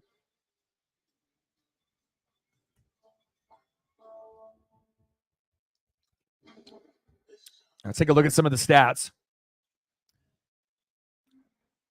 All right, so we got 26 shots on goal for the Stars, 18 for the Avs, 15 big hits, and you could tell each team was trying to set the tone early and being aggressive. 8 penalty minutes for Colorado, 4 for Dallas. But out of those 8 penalty minutes, the Stars have been able to score on 2 power play opportunities, having the best starting 5, even more than even what Colorado can give on their best starting 5. And when you can get, Pavlevsky and Robertson and Rupi Hintz, all on the ice together with Heiskanen, that there is a good probability that something good can happen. And they've been able to take advantage. And Heiskanen was the least likely, participant out of the 5 to score when they ended up making that line change with the power play. And lo and behold, who ends up scoring the goal? The guy that had the 5th likeliest chance, the last guy to score a goal out of the 5, and Miro ended up getting both goals on the power play. So shout out to him. Whether it's a dream you've had for a lifetime or a dream that's just getting started. I saw that, and Megan ended up sending a thing where Pasta's not a fighter, right? And he ended up asking the head coach, "Can I drop the gloves and fight?" And then he looked at him and said, "Go ahead," and whatnot. But you definitely can tell Pasta is not a fighter. But it was cool for him to at least drop the mitts and try to attempt to fight. But when you're going against Tkachuk, I mean, Tkachuk is going to win a one-on-one fight 9 times out of 10, depending on who he goes up against, unless it's another guy that can throw hands equally as good as Tkachuk. But Pasta kind of slipped after he took that first haymaker punch and then went on the ground and got smacked around a little bit. But Pasta definitely a lover, not a fighter for sure. But still, it's always good to get guys that are more, finesse players that show a little bit of emotion to kind of get the troops rallied. And even if you lose the fight, as long as you're not getting knocked out, right, which you're normally not going to see on the NHL side, it's not like UFC, right? But as long as you don't get knocked out or you're getting beaten to a pulp, and sometimes that can motivate the rest of the teammates depending on how the fight goes. But yeah, but he definitely looked way out of it. Like just the first couple of throws of punches on Tkachuk that he tried to land were, definitely like, it's like when you watch a UFC fight or you watch like a boxing fight and you see like two amateurs going at it, and then you see someone that definitely looks out of their element, that doesn't belong in that particular ring or that setting. That's what I kind of felt like with Pasta after he threw those 2 first punches. I was like, ooh, this could get ugly. If he would have stayed on his skates, he probably would have got knocked in the chin or the nose a couple times there, and it might have not been good for him. So, and then they didn't really let him scrap after that. The refs got in there after Pasta was on the ground, and they kind of bear hugged him to protect him and whatnot. So the last thing you need is Pasta to get injured trying to fight. So yeah, back in Boston, you should have a better chance to be able to get it done there. Hopefully the fans will bring that energy.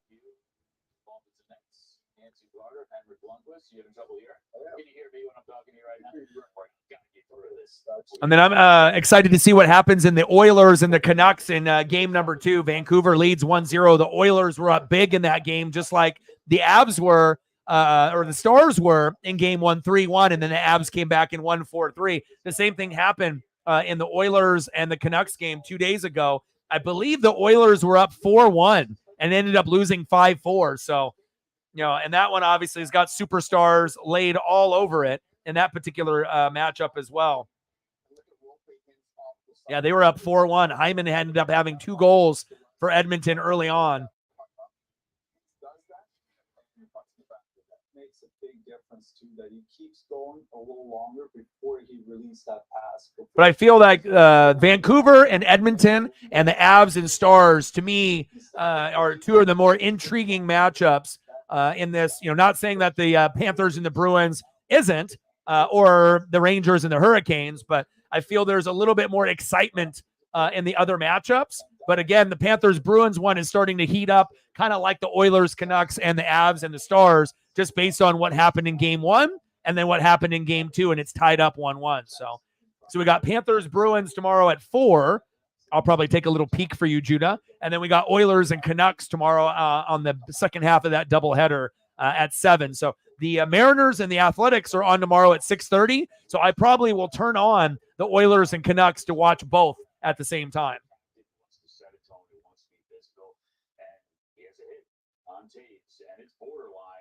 But we will see what we end up getting, Is the Stanley Cup champ going to come out of the Canucks, Oilers, Avalanche, Stars? Or are we going to get it from the Panthers, Bruins, and the Rangers and the Hurricanes? And again, before the playoffs started, they had the Hurricanes as the number 1 team as far as like the betting sites. I don't know who put up that information, because I thought that they had one of the least likely chances to get there. Not that I think that they're not a good team, but I just didn't think that they would have enough, to get there. They might be able to win, possibly a round or 2, but I don't know. I just wasn't really that confident. I thought there were many teams that were better, than, the Hurricanes, but now they're down 3-0. So what can you say?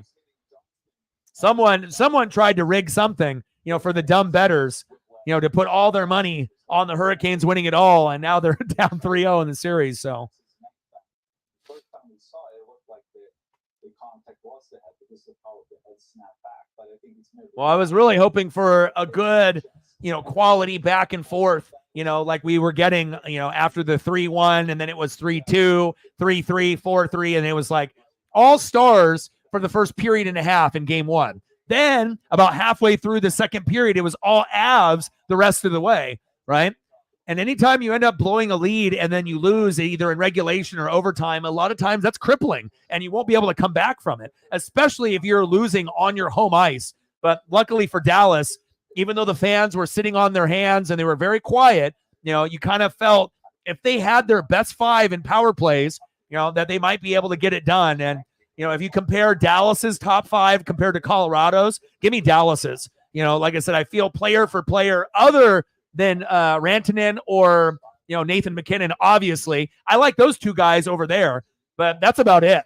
Game in and game out. I don't really have a whole lot of confidence in some of the other role players on the Avs. But for Dallas, even though Joe, Pavlevsky won't score or get an assist every game, or Jason Robertson, and some of the others like Rupi Hintz, I just feel like when those guys are on the ice together, magic happens. And I feel Colorado is kind of missing a couple role players. Like I feel that they need a little bit more on their roster. It's like I feel whenever I watch Colorado, when I look at their lineups or when they're trying to take advantage in a power play, the most that I see that I like on the ice out of the five is usually only two. And it's really hard to be able to score goals when you only got two guys out of the five, going against 5-on-4, even if you end up having your quote unquote best five. But if two of the five are the only guys that can get goals or assists on a regular basis, that's tough. Even as good as McKinnon is, he's not going to score every game. He's not going to assist every game. Now, there is going to be some games that Nathan McKinnon goes off, like a Connor McDavid, where you're like, holy cow, 2 goals, 2 assists, or maybe a hat trick. But again, if you watch the NHL, things are getting a lot tighter in the playoffs, and we'll see if they can make the proper adjustments. But obviously, you're down 4 goals here. The most that you're going to get in this period is probably 2 for Colorado. But Ottinger has played fantastic, so I'm not sure if it's going to end up being a 6-0 game, at the end of the matchup here. But they're getting 2 goals apiece per period. 1 in the first period by Miro, and then 3 in that second period.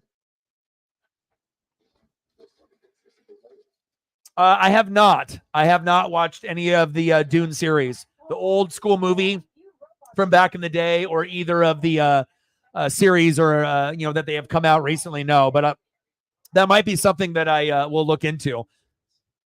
I am looking forward to watching The Bear, Judah, at the end of June. That's going to be must-see TV as soon as that drops. And I ended up seeing it's a very brief trailer, that they just kind of were teasing the show that's going to be coming out. But can't wait to watch The Bear season 3. That's going to be so good. You'll laugh, you'll cry, you'll have a number of emotions. And I'm trying to think of the last show that I watched that made me feel so many different real raw emotions. And anyone that's ever worked in the food industry or worked in sales, you understand, the pressures of being able to be successful, especially if it's like a restaurant that you're trying to grow from the ground up or take over, and what it takes to be successful, behind the scenes, right? And also in sales, either face-to-face or over the phone, when your job is on the line, and, you definitely get to see how people react under adversity. And I can't wait to be able to see what we get with The Bear in season 3. Yeah, let's go. It's been very underwhelming these last 4 streams, and hopefully that'll turn around sooner than later. Let's go. And again, if we're going to have underwhelming streams on the Dono side, at least hopefully we can get the likes, and we can get the subs, and we can get the views. And we got 94 people watching here. We ended up breaking 20,200. So at least there's some positives. But, when you got to pay bills, I can't pay bills off a sub count. I can't pay bills based off people in the room. But hopefully things will get better as we go throughout the rest of this week. But it's been very challenging. Yeah, I'm actually looking forward to that as well. Yes. And you love Darth Maul. I love Darth Maul. I love Darth Vader. I've always liked heels in wrestling. You know, faces are the good guys, heels are the bad guys. But I've always liked heels in TV shows, movies, cartoons, series. It doesn't matter what it is, but Hulk Hogan, Hollywood Hogan. Give me Hollywood Hogan. Darth Vader, Darth Maul, or, Luke Skywalker, Anakin Skywalker. Give me Darth Maul, give me Darth Vader. He-Man, Skeletor, give me Skeletor. Duke, and some of the others, on G.I. Joe, or give me Cobra Commander and Destro. It's like, and with my toy collecting and all my memorabilia collecting, I'm always looking forward for those type of opportunities as well. So I'm definitely looking forward to the Acolyte, and it's cool as Paisley comes in here. Did you miss me? I love you. But I love being able to see like that darker side, and it's very cool that we're finally going to be able to see that, on the Star Wars side as well. So that'll be in the first week of June, the Acolyte, and then on the last week of June, we're going to get the Bears. So, and then if anyone ended up watching the other two shows that are dropping, I don't know if I still have that. I'm not sure if I ended up having that on my timeline. Did I like it or not? Let me see. I don't know if I did or not.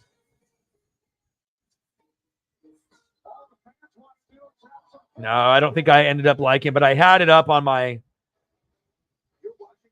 profile. But there's 4 major shows that are dropping in June, one each week. Looking at DraftKings Sportsbook odds to win the West. Colorado, the favorite, plus 160 odds. Edmonton, second, plus 260. Dallas, third, plus 360. For Spectrum, Vancouver, the fight for targets there. It's not too late. Download the DraftKings Sportsbook app. Use promo code SKATE. New customers can bet $5, get $150 in bonus bets. 25 shots on goal for the Stars, 18 for the Avs. Complete domination, 4-0 Dallas. Any photos that you guys want to throw up NHL-wise, let me know, and I'll sprinkle some in here. Guy recruited his pal Noah. Some of your favorite chefs for a delicious mission. Check out all the restaurants and find the best bite in town. This is why I came. All new Best Bite in Town, Friday at 9 on Food Network. We love our new home, Great neighborhood, big backyard. but the lamp.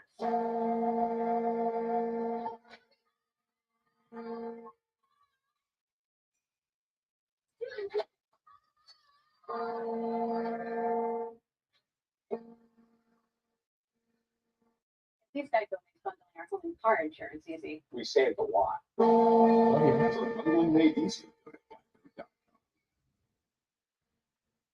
My name's Jorge Gaviria, and this is my business, Hacienda. I chose my Smart Cash Plus card from Capital One because I earn unlimited 2% cash back on everything I buy. And with no preset spending limit, my purchasing power adapts to my business needs. What's in your wallet? To help save for our home, we stopped going on trips and giving each other expensive gifts. We handmade them instead. That one took me 3 weeks. Getting pre-qualified for a home loan is easier. Only took like 3 minutes. It's you. It's me. Are you seeing this? Right. Where's the dish? There ain't one. You're telling me you can get direct TV, the good stuff, and you don't need a satellite dish? Oh, I used to love doing my business on those things. You're one sick pigeon. Them dishes kept the rain off our beaks. We just have different priorities. Satellite-free direct TV. Never thought I'd see the day. Well, our lifespans are quite short. Stream direct TV without a satellite dish. I'm going to do this thing with my neck just for a bit.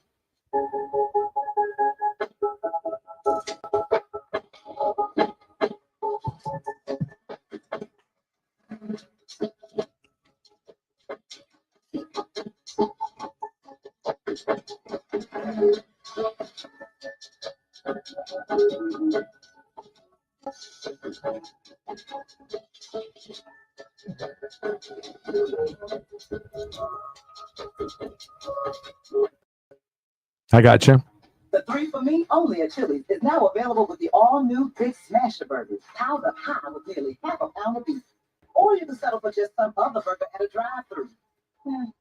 Anyway, gonna need some room, because the 3 for Me still fills up the table with the bottomless drink, all the famous Chili's chips and sauces you can eat, and it's still the best deal around at just $10.99. See you later, tiny drive-thru burger. This Chili's 3 for Me is the best $10.99 you can eat. Excuse me, would you mind taking a picture of us? Oh, no problem. Yeah, it's a problem. You need Verizon. Trade in that old thing and get a new iPhone 15 Pro with tons of storage, so you can take all the pics. So many selfies. A preposterous amount of panels! And as many portraits of me as your heart desires. How about none? None feels right. Trade in any iPhone in any condition and get iPhone 15 Pro on us. Only on Verizon. All rights to this broadcast are reserved, and any rebroadcast, recording, retransmission, or other use of this broadcast without the express written consent of the National Hockey League is expressly prohibited. NHL on TNT. Brought to you by Roundup. This stuff works. And it's working tonight. A 4-0 lead. All right, start of the third period.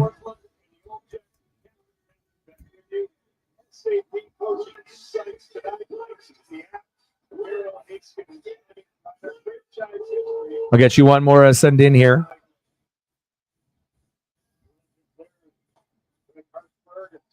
All right, let's see if they can have any life left in this Colorado Avalanche roster after being down 4-0.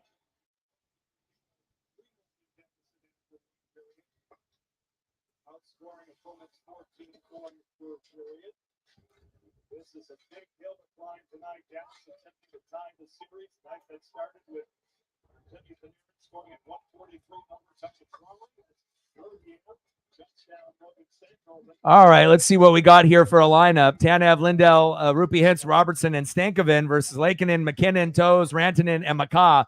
And that's the best lineup for the Avs, you know, with McKinnon, Toews, Rantanen, and McCaw, but specifically McKinnon, Rantanen, and McCaw. When they have those three in, that gives them a better chance to be able to put some, you know, goals in the net. But again, it seems like when they do their line changes, you don't really get those 3 or 4 players on the ice that long. And when they end up having a power play, they don't put in their best 5 guys that work the best together on the ice very often. And I feel like that's the difference between Dallas and Colorado. You know, Dallas, you know, will put in Pavelski, Ben, Heiskanen, you know, Johnston, as well as Rupi Hintz all together. And you're putting in your best players, you know, on the ice at the same time. Most of the time, they're trying to take advantage of the power plays, which is, it's turned into 2 goals tonight. So they just need a few more players on that Avalanche roster. You know, it just seems like it's a little thin compared to Dallas. But again, sometimes with those star players that Dallas has, like last year, you know, sometimes they're ice cold, where you're only getting production out of one player out of the 5 main ones. And if you're only getting one guy out of 5 producing, you're not going to be able to win the series. No goals from Nathan McKinnon. Hasn't looked very good out there on the ice today.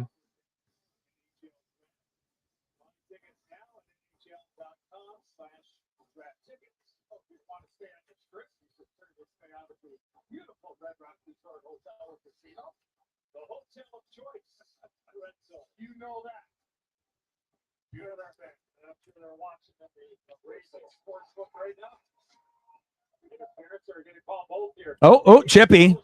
Let's let him fight. I mean, they're already down 4-0. I mean, that might actually be able to, you know, give them a little bit of juice. But the thing is if you end up getting in a fight and then there's a power play, right, which they're not very good defending, then you might give up a goal, even though you might, you know, get the rest of the teammates, you know, kind of get a little bit of energy and a little bit of life in the roster with the players on ice. But if you end up going into a 5-4 situation like you have tonight, it's not been very a good result at the end of the you know, power play for Colorado.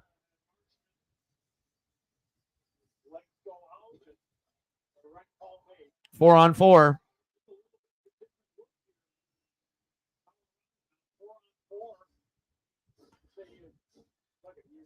Now, if they weren't down 4-0, you know, and again, if they had better, you know, defense when it's 5-on-4 or 4-on-4, then, you know, but again, you have to have enough of a roster to be able to sustain, you know, that if you're going to be down a guy, that you can still play good enough defense that you're not giving up goals every 5-4 opportunity that your team has against it. So, and you're already down 4-0 in this game. So it's not like the Avs are coming back, even though they came back down 3-1. But this is a different game, different setting, different day. And it seems like Dallas has honed in on their best 5 on the ice, especially when they have a power play opportunity. They've been cashing in.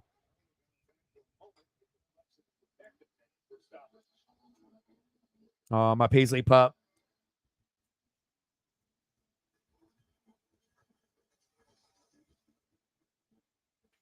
Paisley Pup wants to snuggle. She misses dad. Much more man on man. There's when you're playing 5-on-5, so you just always got to make sure. 108-101. Mavs up on the Thunder by 7 with less than 6 minutes to go in the fourth quarter. 4-0 Stars.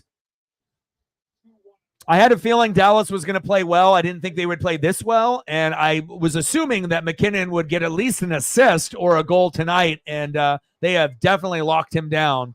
Not a whole lot out of Rantanen and McKinnon on the ice together either. Uh-oh. Uh-oh. Oh. Gorgiev there with a nice little push away.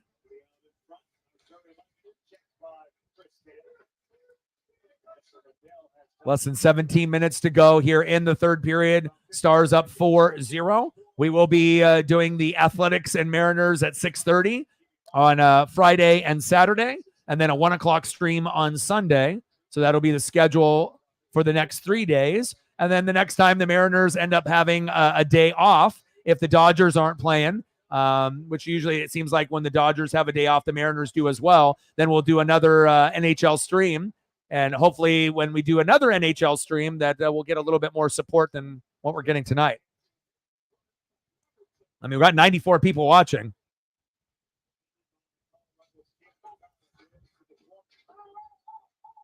Oh, they're getting chippy.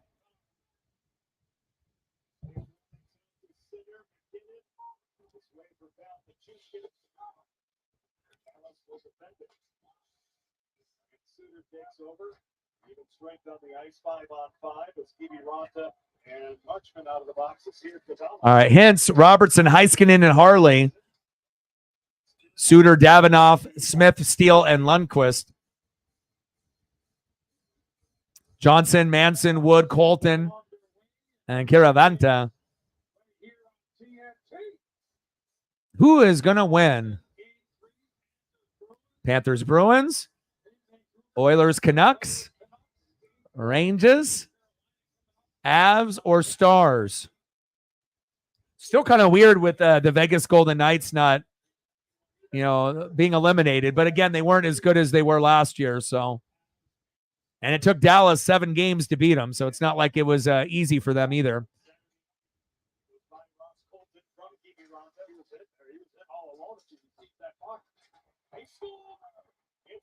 There it is. Finally, the Avs get a goal. Kiviranta with a backhand.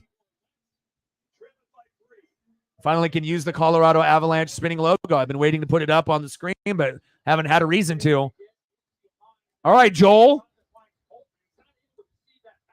And that wasn't even really their best lineup there, but they found a way. Johnson, Manson, Wood, Colton, Kiravanta. You didn't even have McKinnon on the ice, and you ended up getting that goal. Nice job. The first missed opportunity by Jake Ottinger. Ottinger has been money today. 7th career postseason goal for Joel. Kiviranta. Now Joel only has to get 3 more for them to tie it up, unless you can get McKinnon to get a quick goal here at some point when he gets back on the ice. Well, at least it's not a shutout. 4-1 Stars.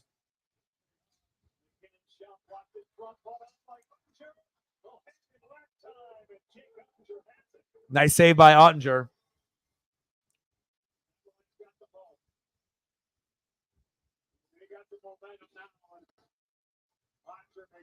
I believe he made that stop with Lekanen standing in front of the net. Got 101 people watching. We just broke 20,200. We're at 20,201. So if you haven't smashed the like button on the YouTube side for the channel, please do. If you haven't liked the stream yet, please do. It'll help us in the algorithm. 4-1 Stars over the Avs. 101 people in the room, mostly on the Twitter/X side. Shout out to all the people watching on that platform, as well as the people watching on the YouTube side. Suter, Dadonov, Smith, Steele, Lundqvist. Moves up on Bennett. Will send it in. Chris Bennett reads the play. McKinnon jumps up. Less than 15 minutes to go in the third period. 4-1 Stars. Shoot the puck. Move one way and go back the other way, and that just missed. Maybe a delayed penalty here coming. Delayed penalty. Too many men for Colorado. Damn.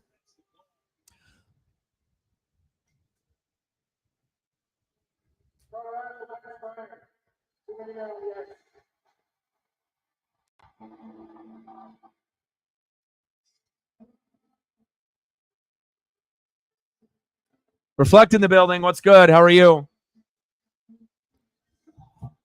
Tough one for the Mariners today, but as soon as you and me and Justin, he was at work, and I said, 5-0, and Logan Gilbert's our best pitcher, I knew that it was over. And you could just tell that the Mariners, were just checked out mentally, especially when you have your best pitcher give up 5 in the first. So, but we got the Athletics, coming up for, 3-game set. So, if we can sweep them, we can get back on track. We got 103 people watching. We just broke 20,200, which is nice. But it's been a little underwhelming for the last 4 streams on the Dono side. So hopefully if it doesn't pick up here tonight, hopefully it'll pick up when we end up doing the Mariners and Athletic streams in the next 3 days. I would hope that we don't have 7 challenging streams in a row. I mean, normally we only have like 1 or 2, and then we pick things back up. But we're going on our 4th straight kind of underwhelming stream, so we're definitely way behind the 8 ball this month and this week. So hopefully things will get better as we transition into the weekend. All right, Dallas power play, 4-1 Stars. Suter, Dadanoff, Smith, Steele, Lundqvist, Johnson, Manson, Wood, Colton, and Kiviranta. Yeah, Brian Wu tomorrow. Definitely excited about that. We need a spark, and hopefully Wu can get us 10 Ks. I know that's a high expectation for a guy in the 5-hole, but that should be the expectation for Wu, just like the other 4 pitchers, with Castillo and Gilbert and Kirby and Miller.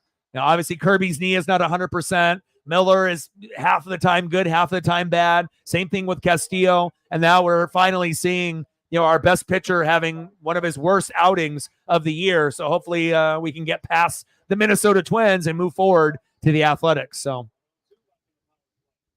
102 left in the power play.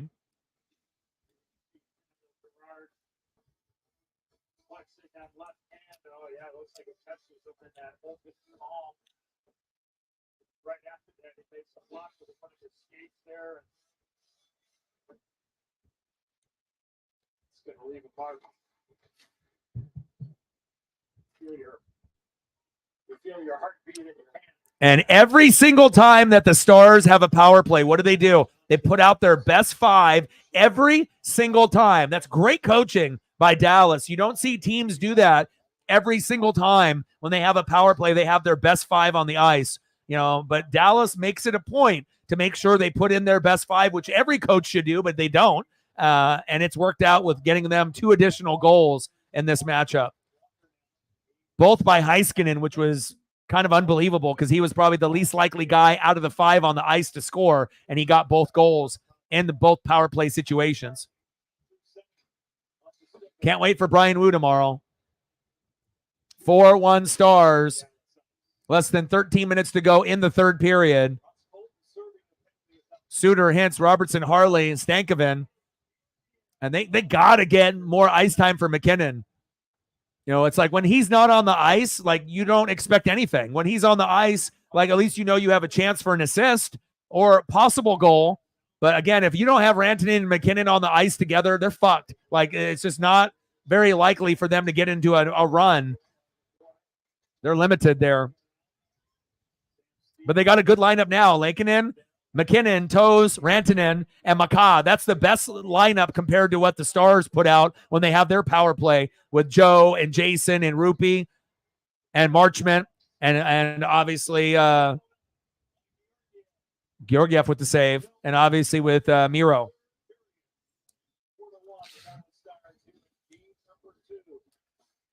Yeah, I don't think it's going to be one of those things that we're going to go in there and be cocky and then we're going to sweep them. It's going to be, it'll be challenging, especially when we fell on our face, going against, the Minnesota Twins. And we tried to say, well, Minnesota had 7 out of their, 12 wins early on, to the White Sox. But again, when you're playing Minnesota in Minnesota, it's different than playing Minnesota in Seattle. So it definitely was not the outcome that we wanted, losing 3 out of 4 to the Twins. So hopefully we can get back on track. But we did win 6 straight series in the row. That would have been 7 if we weren't able to beat Minnesota. But, nothing was really clicking for the Mariners in that 4-game set. So,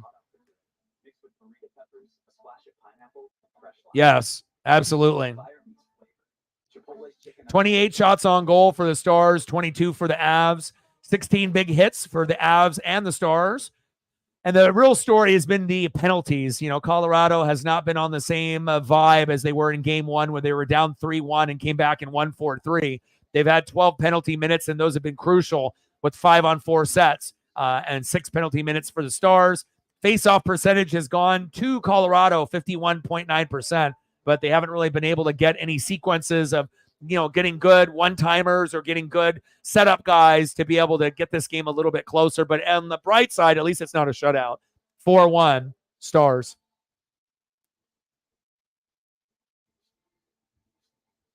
Paisley Pup is just laid out here. And if you haven't smashed the like button just yet, please do. Let's see where we're at right now. We got 109 people watching. If they just had a fucking like button on the Twitter side and a dono button and a comment section where they could comment from there to here, how it would drastically change how things go, considering you have a couple people watching on YouTube and 100 plus watching on the Twitter/X side. So hopefully Elon and YouTube and Google can work together to get that, figured out. Appreciate you, Reflect. All right, no worries. Take care. I hope you feel better. Reflect's making sure that we don't hit a donut. Can't have donuts. The worst thing that a stream can have is a donut, and I appreciate you. Oh, another goal there by Colorado. Brandon Duhaime. Okay, Colorado starting to fight back a little bit. Thank you so much, man. I appreciate you. Every dollar counts. Stacks on stacks, racks on racks. A little Cactus Jack bang bang. 110 people watching. Thank you so much, man. 97 to go to hit the goal. And again, we've had 4 underwhelming streams in a row, which I'm not really used to, but I guess it happens. But I appreciate Reflect making sure that it ends up not being a bad stream with all things considered. So, but we ended up breaking 20,200, so that's good. So next goal will be 20,300. And let me see how many views we are away from hitting 4 million.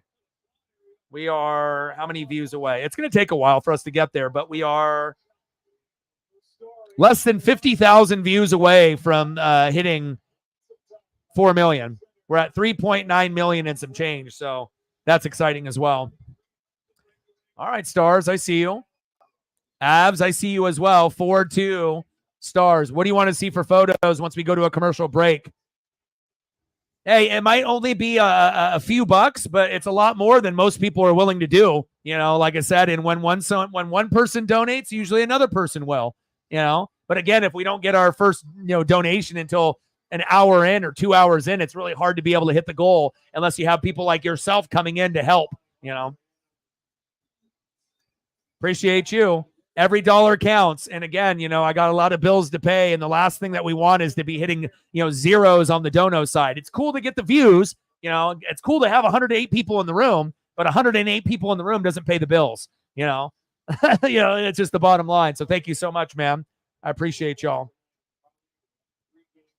$2 dono. I know you don't like odd numbers as much, but we're at 5 now. Stacks on stacks, racks on racks. A little Cactus Jack, bang, bang.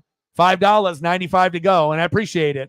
And the last thing that you want, is to have, back-to-back, donuts. That's not good for the mental health. So appreciate you.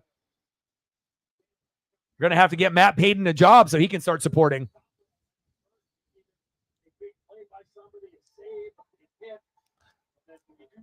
Less than 11 minutes to go in the third period.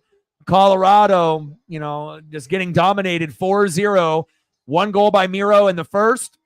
Rupe, Miro, and Tyler with goals in the second period to give them a 4-0 lead. Joel and Brandon getting goals for the Avs here in the third period to cut it down to 4-2.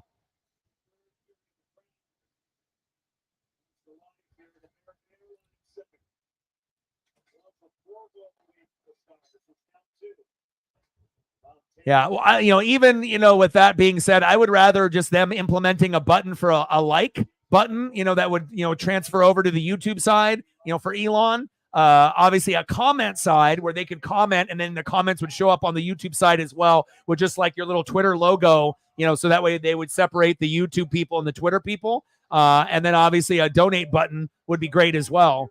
Obviously anybody can donate from the Cash App, from YouTube or from the Twitter side, but I guess it just depends if you really want to support someone's dreams or not. Some people care, some people don't. Less than 10 minutes to go in the third period, 4-2 Stars.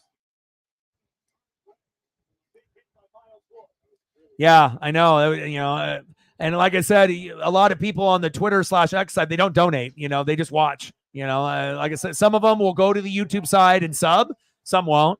Some will donate, at some point, but some won't, so, but it would be nice to be able to have some support from that platform, especially if you're getting people that are actually trying to kind of somewhat support you, but I guess watching isn't necessarily supporting.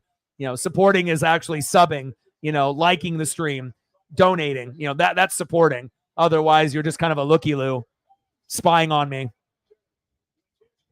Less than 9 minutes to go in the third period, 4-2 Stars.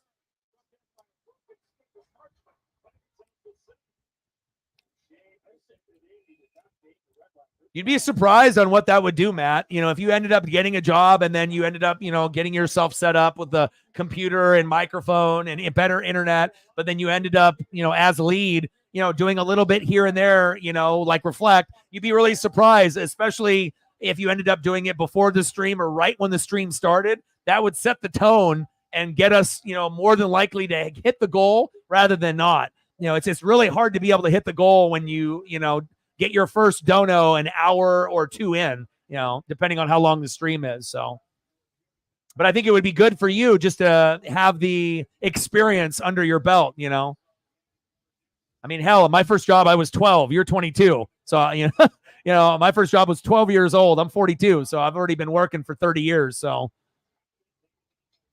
but it took 10 long years to be able to do this full time.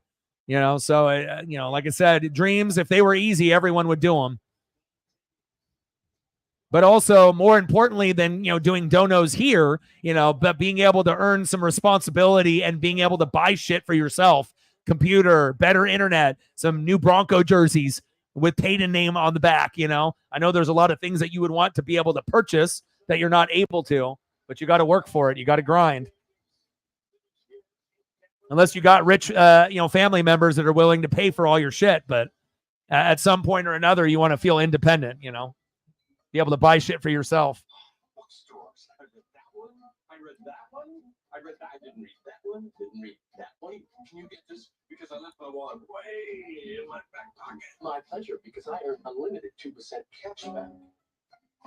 Wow, this is fascinating. Did you know whales and barnacles have a... We need 4 more people from the Twitter/X side to come through and to be able to smash the like button. If you want to stay on the YouTube side, that's cool. If not, but we need 3 people out of the 113 that are watching to come through, smash the like button, 115 now. And if you could do that, that'll help our algorithm. So,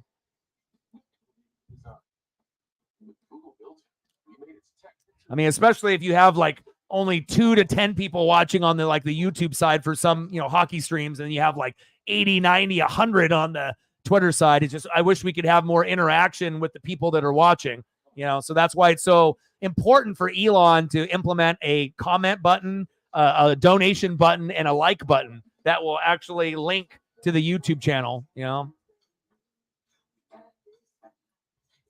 Huh, Paisley?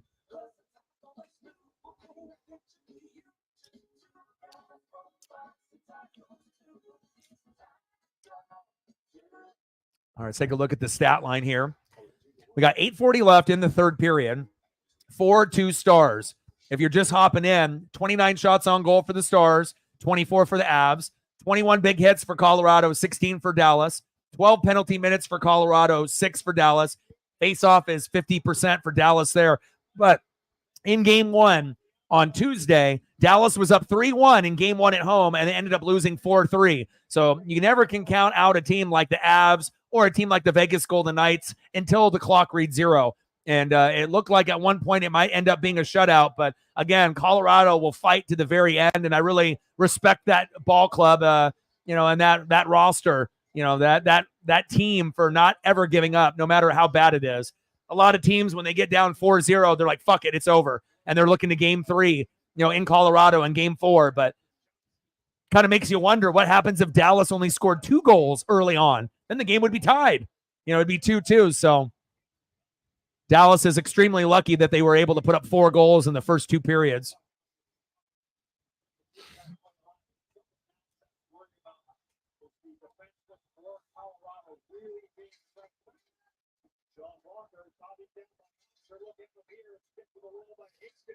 And then once we go to a commercial break, if there's anything that you want to see reflect, let me know.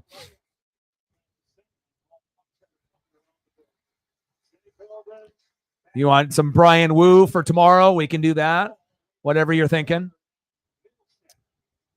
Less than 8 minutes to go in the third period. 4-2 Stars. Let's take a look at the lineup here. Suter, Hintz, Robertson, Heiskanen, Stankoven. Decent lineup for the Stars. Not their best because Joe's not in it, but definitely a lineup where you could end up getting another goal to kind of put the nail in the coffin. And then you look on the Avs side, Parise, Johnson, Middlestat, Walker. Where is Nathan McKinnon? He hasn't been on the ice enough.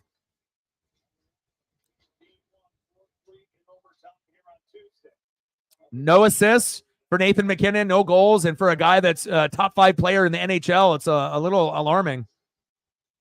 16 third period goals for the Avs, 2 tonight, and that leads everyone in the NHL in the playoffs in 2024. So they know how to come back in the third period, but getting 4 goals in the third period might be a little bit of a stretch.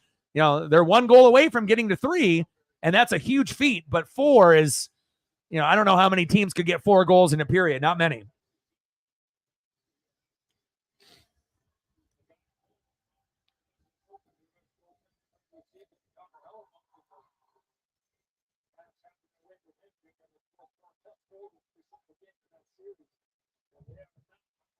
All right, Woo us up. I'm super excited, too, because there was rumors that Woo was going to start, but I had to wait from the beat writers of the Mariners to be able to get the info from Scott and the team before I, messaged you and Justin early. But, it was rumored that it was going to be very, very soon, and we're going to get him tomorrow, and that's great news, And even if he struggles, it'll be cool to see him. But what happens if he ends up getting us 8, 9, 10 Ks? That could be a real big lift.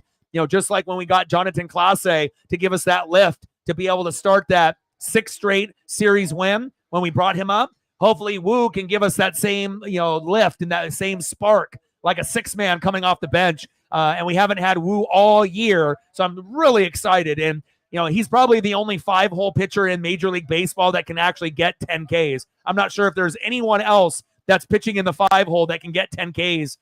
From time to time, like Brian Wu, and he's got that skill set. So I'm super excited. Now, will he give up 3, 4, 5 runs? Yeah, because he's a 5-hole pitcher. If he was better, then he would be higher in the rotation, right? If he was only giving up a run or 2, he would probably be like our 3 or our 4, right? But he's going to give up 4 or 5 runs typically, but he's got the ability to get 10 Ks, and that's really what separates him from all the other 5-hole pitchers in Major League Baseball. So I'm hoping that he'll bring that energy, and my goal for him, even though it's his first start, I'm going to be shooting for 10 Ks right out of the gate against the A's, and that'll be tough, but and if he gets 8, it's still a success. But I want him to shoot for 10 every game that he's in, and he did that last year, and he actually hit 10 Ks a few times. He hit 8 or 9 Ks a few times, so definitely excited to see what Brian Wu can do for us.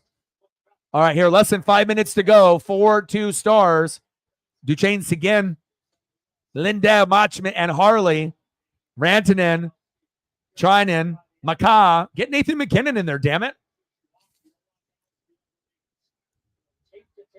Yeah, well, there was some matchups that Emerson looked okay, when he got run support, but then there was others where he looked absolutely terrible. Like he does not have the ability to get to 10Ks. He's like a 1 to 5K kind of guy, and you're going to give up 4, 5, 6 runs every time he pitches most of the time. Every once in a while, he might have a good outing where he gives up 1 to 3 runs, but most of the time, 90% of the time, it's like 4 runs, 5 runs or more, and you can't win that way. Big save. And the only way that you're going to win is if Emerson gives up 5, is if we score 5, but we haven't been able to do that either, right? So, 5 runs, 7 to 10 hits will still be the standard. All right, we got 4:18 left in the third period, 4-2 stars. And Ottinger got extremely lucky. That went just wide with the deflection. Could have been 4-3. All right, let's get some Brian Wu here. Never frozen dough that's stretched thin and cut into 6 foldable slices. Can't wait for some Brian Wu. Or double-handed. Order Domino's New York style and decide for yourself. The world is in constant. But seeing Logan get roughed up today made me sick. Good thing I didn't wake up early and do that stream. Would have been very limited with the likes, the views, the subs, the donos, and on top of that, getting your ass kicked 11-1 is not fun. But I watched it with Paisley. I'm a diehard fan. It's like you got to go through the good, the bad, and the ugly. So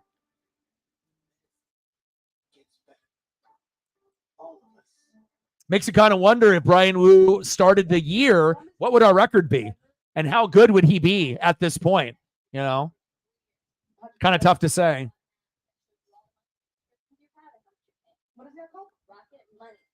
Wu's got some cool photos, though. And I'll have some new ones as he gets some more starts from the photographers as well. Not so fast. The general's coming with you. Mom, he gave us a break on our car insurance, and he'll look after you too. Yep, with flexible payment options for new drivers. Okay, but why is Shaq coming too? To show you how it's done. And I like getting like high school and college photos of some of our guys too. So Wu in college.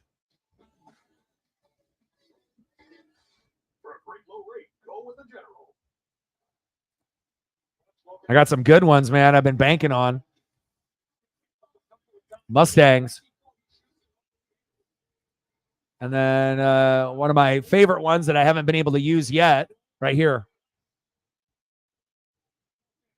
But I need to get it into a bigger size. We'll have to go through some of the other photos, but I like this one. That's my favorite run right now. All right, Wu. Hopefully he brings it. The last thing we need is get swept by the A's. If we want to be able to stay close to Texas. Don't worry, it's going.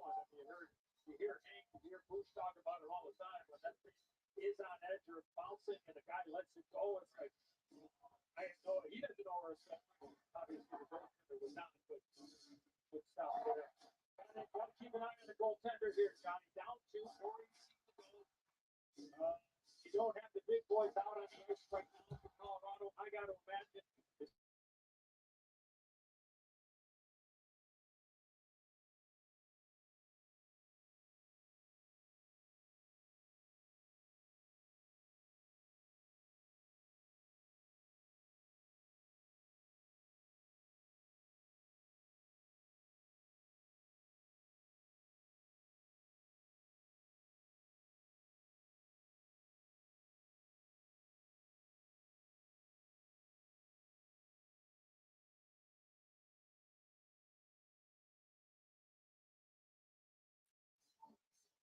My bad. Something happened there. My computer just went crazy there for a second.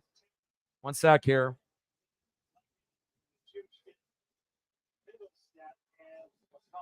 I thought the stream was going to end. That was crazy. I was like, uh-oh. All right, here we go. Give me one sec.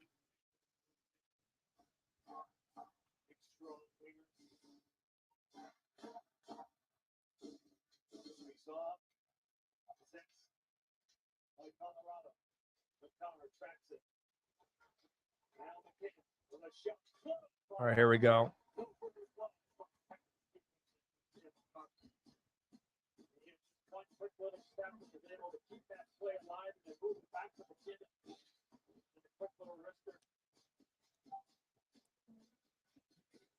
Reflect, appreciate you.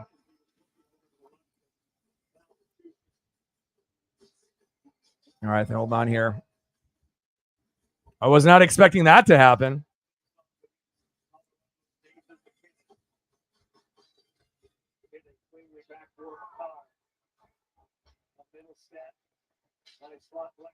Reflect with a fiver as I disappear and do my best David Blaine. Wow, Avs score again. What a comeback kid. Unbelievable. 3 goals in the third period by the Avs when they were down 4-0. Unbelievable. Valerie Nichushkin. My goodness.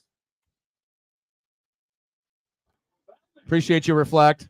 You're the MVP, man. If you didn't come through, we would have had a donut. So thank you so much. $10. Let's get to a hundo.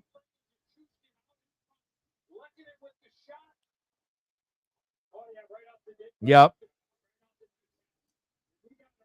Kirby in the first, Miller in the fourth, Wu in the sixth.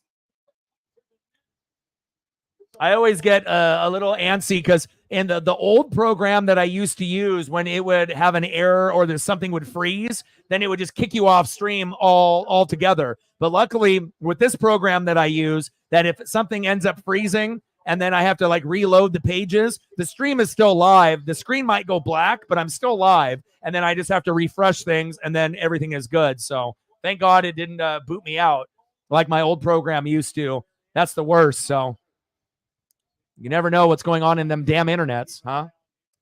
All right, wow. Well, the score was 4-0 Dallas. Now it's 4-3. We got 117 people in the room. And Reflect is the OG, making sure that we don't end up at a donut. The last thing that you want to have is a donut on any stream that you do. So thank you so much for coming in late and being the hero tonight. It really means a lot, man. And even if some people think, a dollar doesn't matter, but it does. Every dollar counts. $1, $2, $5, it all adds up at the end of the month. So.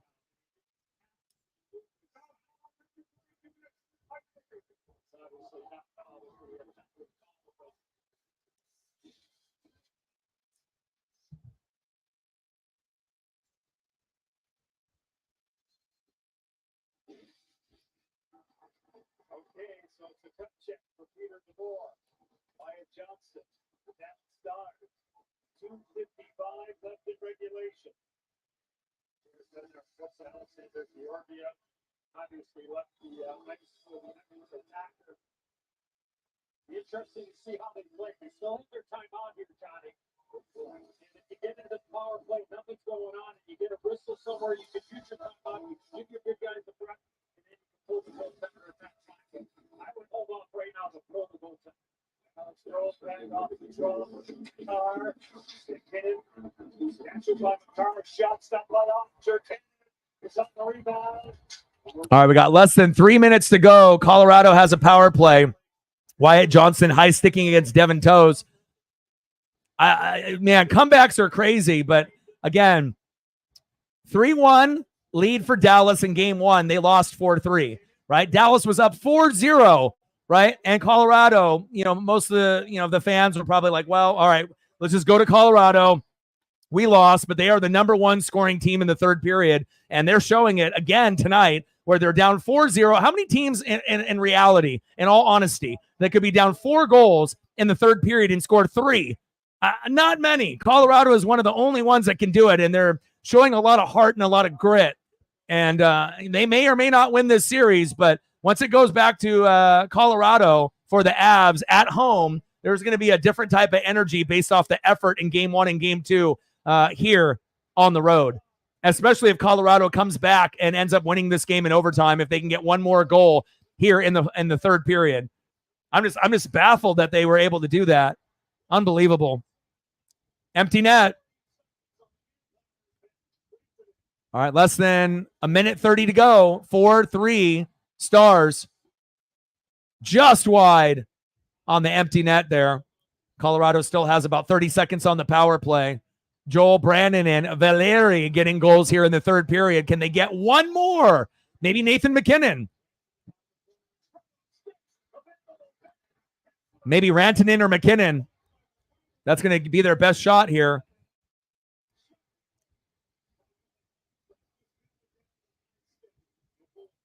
Oh, they blew it dead. I appreciate it. I just wish I had more people like you. You know, like I said, it's like, you know, we got you and we got Megan, you know, and you guys always come through and do what you can. And then we have a lot of other people that will kind of sporadically show up, you know, here and there and whatnot. But it's always good to be able to have regulars that are going to be here, you know, every day or close to every day, and let alone being able to support, you know, my dreams, you know, because essentially that's what you're doing, you know, when you're liking and you're sharing and you're commenting, and especially when you're donating, you know, you're supporting not just the channel, you're not just my life, but you're supporting me and Paisley's dreams, you know, moving forward. So I appreciate that.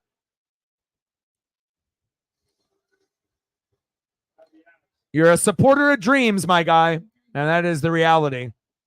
Because it's the biggest compliment that you can get from anyone when you're a streamer is getting donos to support the dream, to keep doing it. So.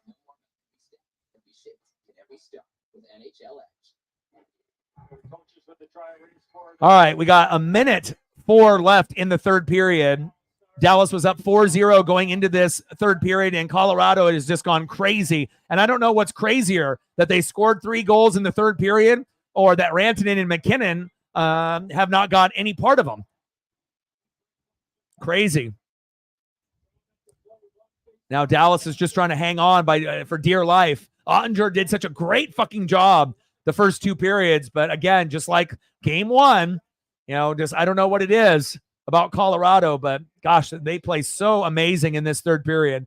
They're never out of a game. And also, what happens if Dallas only scored, you know, 2 goals or 3? You know, then it would make this, you know, amazing performance by Colorado even on a higher level. Shout out to the 117, 118 people watching. Like, sub, donate, comment, share. Help your boy out. Let's see how many away we are on the likes on the YouTube side, since they can't do it on the Twitter side, unfortunately. What are we at? We need 3 more people from the Twitter/X side to jump over to like it. We need 2 more people to smash the like button, and we'll hit our goal for 20, which is, you know, bare minimum on any stream.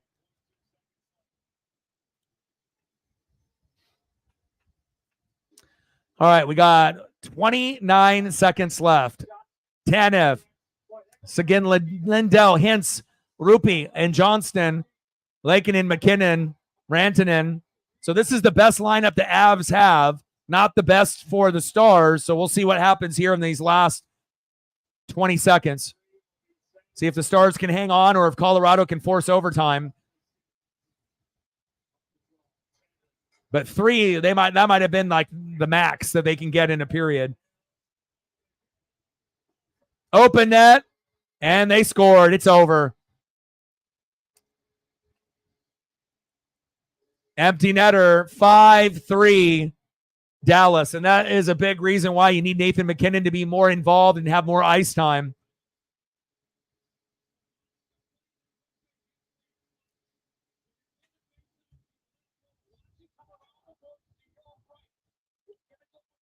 Weather was pretty hot and warm here in Oregon, 80-degree temperatures. Me and Paisley went for a couple walks, brought the basketball down to the childhood park that I used to hoop at, and it was spiritual. You know, they got big 100-foot trees there. Sun just comes right into the court.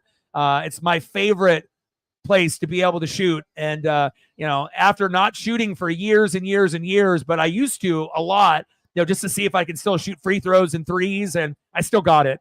You know, so at some point I might even start balling during summertime, you know, seeing if people show up to the park and trying to run a few games.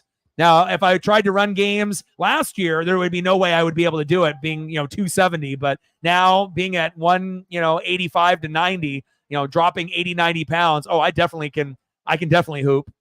There it is. Final score, Dallas Stars 5, Colorado Avalanche 3. They tie the series up 1-1, and now we go to Colorado. Anything that you want to see before I go and take Paisley on a walk? You want some more Brian Wu? Anything that you want? And we'll be live tomorrow at 6:30 for the Athletics and Mariners. Saturday live at 6:30 versus the Athletics and the Mariners, and then at 1 o'clock on Sunday.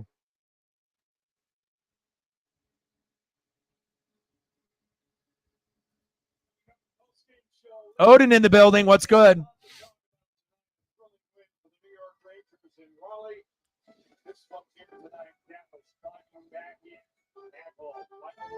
Throw up a couple more Brian Woos. Odin, how are you? You and your daughter had a good time at the concert, I see.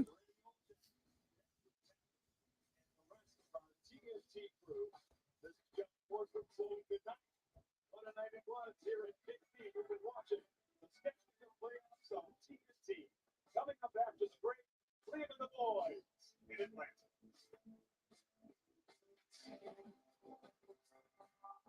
How is this Chili's 3 for me only $10.99 when fast food is so expensive? Could be because we don't have to pay for any mascots. Well, we'll stay online here for another 10 minutes or so, and I'll squeeze in a few photos here for Matt and for Reflect and Odin. That's our guy, baby. How did your daughter enjoy it? I know you enjoyed it, but how did your daughter take the scenery and everything? Did she like it? No way. No way. Really? And got 2 picks? Dude, she's hooked now. Now she's like, dude, I and it's cool when you can have like father-daughter time, you know, and to be able to have something like in common where you can actually you know, have some excitement there. Awesome, dude. I'm so happy for you, bro.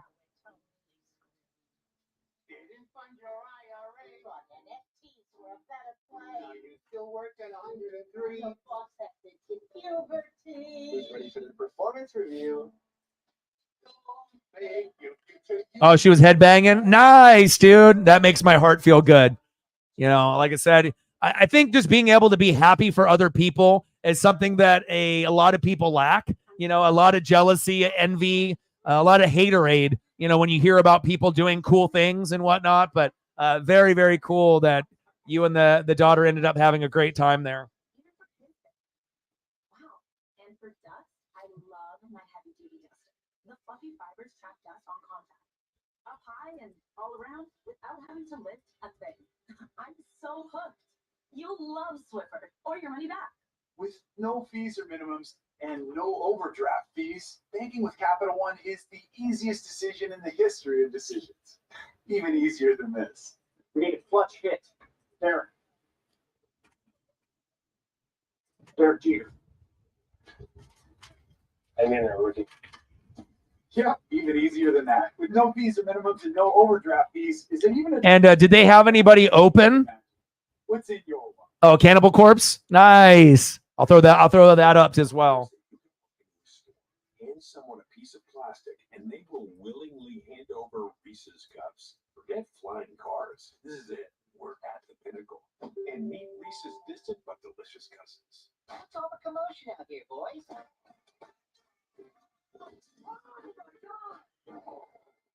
That makes my heart happy, man. And I know things have been up and down, you know, and again, you know, I always got your back no matter what, even though you're on the other side of the country. It doesn't matter.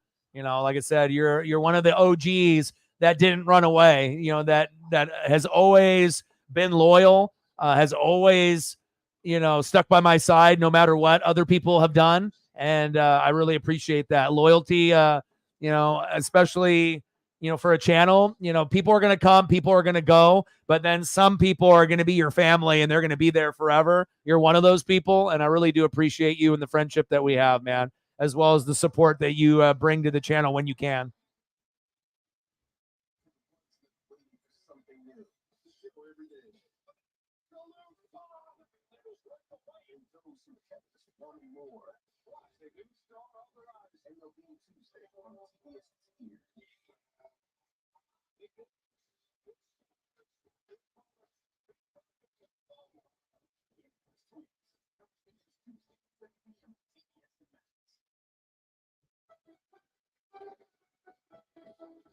Good effort there by Colorado by not just giving up and losing 5-0.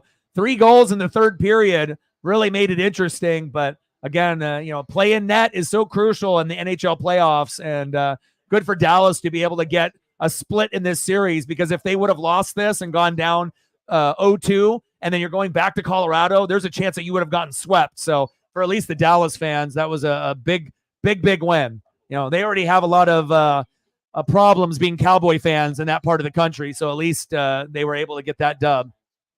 Yeah, send me some pics, brother. Start over here. I mean, it felt very deja vu to game one, but Dallas survives this one. Big thoughts after this? I go back to that last intermission, my glasses are fogging up because the Avs are on fire that period. But I like that last intermission is we're talking about you have someone go out there and send a message to Jamie Benn. And the Avs apparently don't have to because no lead is safe. 4-0, we thought that game could possibly be over the way the Dallas Stars are playing. But the Colorado Avalanche, they've got so much firepower that they just have that ability to come back. And the game isn't over until that clock is all zeros. Yeah, very few teams, when they get momentum, can create it like the Colorado Avalanche and then keep it and buzz in the offensive zone. That's why I said maybe wait till the 10-minute mark, and if the game was still out of hand, then address it then. But obviously with the 2 goals and then the second Let's see our boy Odin there. Photo he sent me earlier today. Once again, but too little, too late. From Dallas' side, This is outside the venue. My guy, man.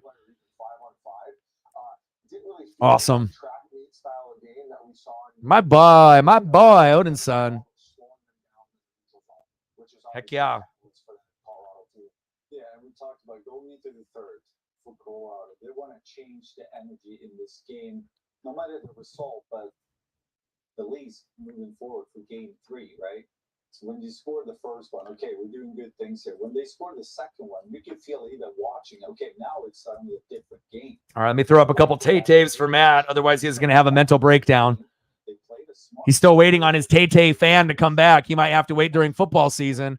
So, but just the way they approached the third period, and again, not cheating themselves back. They played a really strong third. And to me now, okay, the momentum is kind of 50-50, but going into the third, it felt like it was all Dallas, and they played so well in the first, even though they let it drop. I'm very curious to see how this is going to play out now in the next couple of days, but I love the game. It was fun to watch. 1-1 series. And Tyler Seguin gets his first goal of the playoffs. He joins us now. Tyler, thanks so much. Really appreciate it. Great game today. A lot of fun. I got to start, though. Is there any lead imaginable where it would feel safe against Colorado at this point? I'm almost done, Paisley.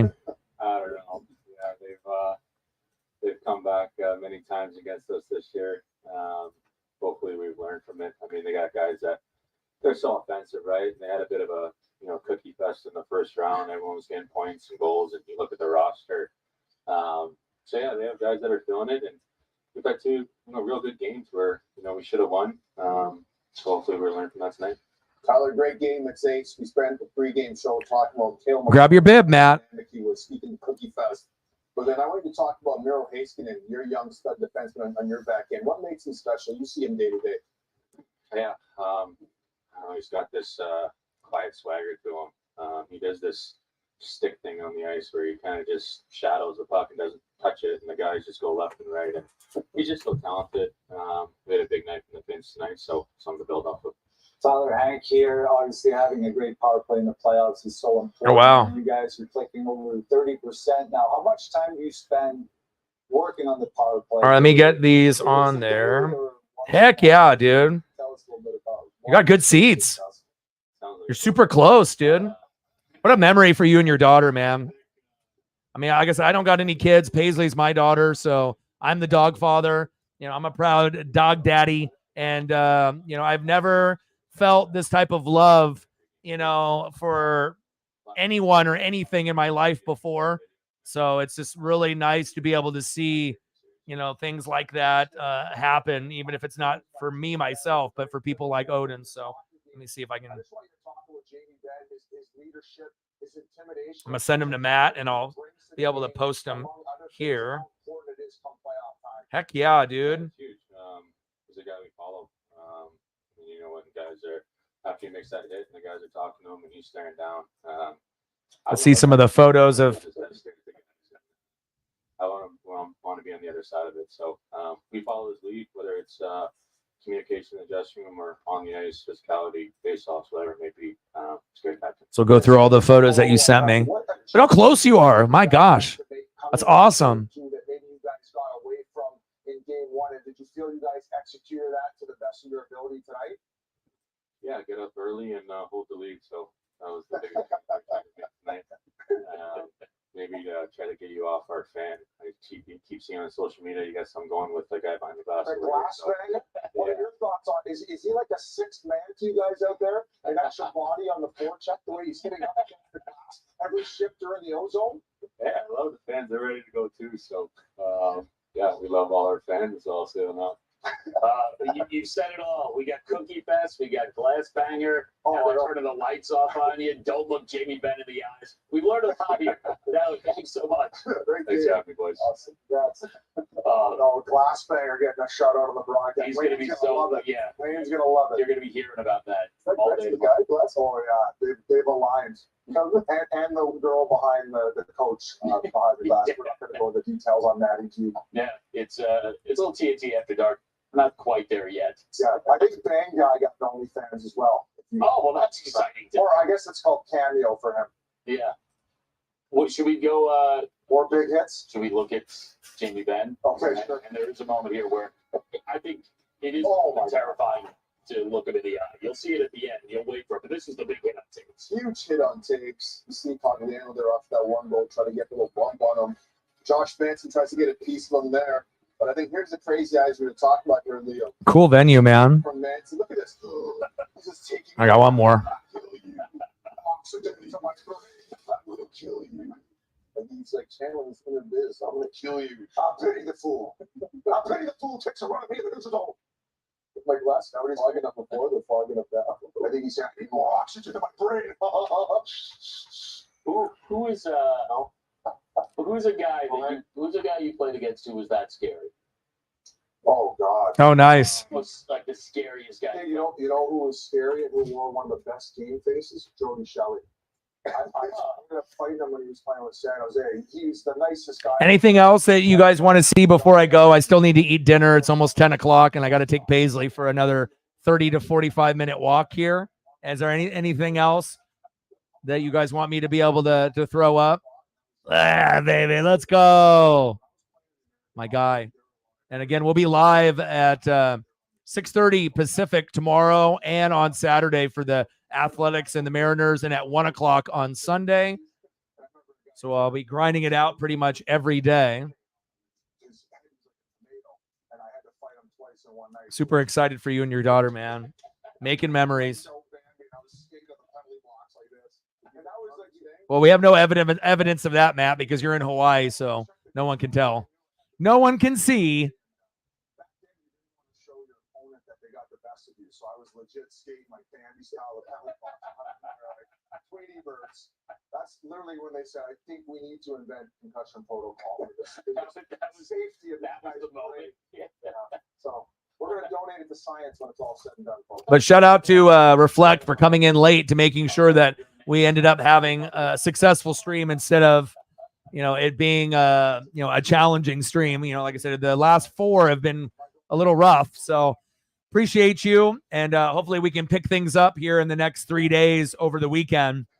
But I love you guys, and I appreciate you guys very, very much. Odin, keep sending me photos. I mean, I'll be up, obviously for a few more hours, when you have a chance to either tonight or tomorrow morning.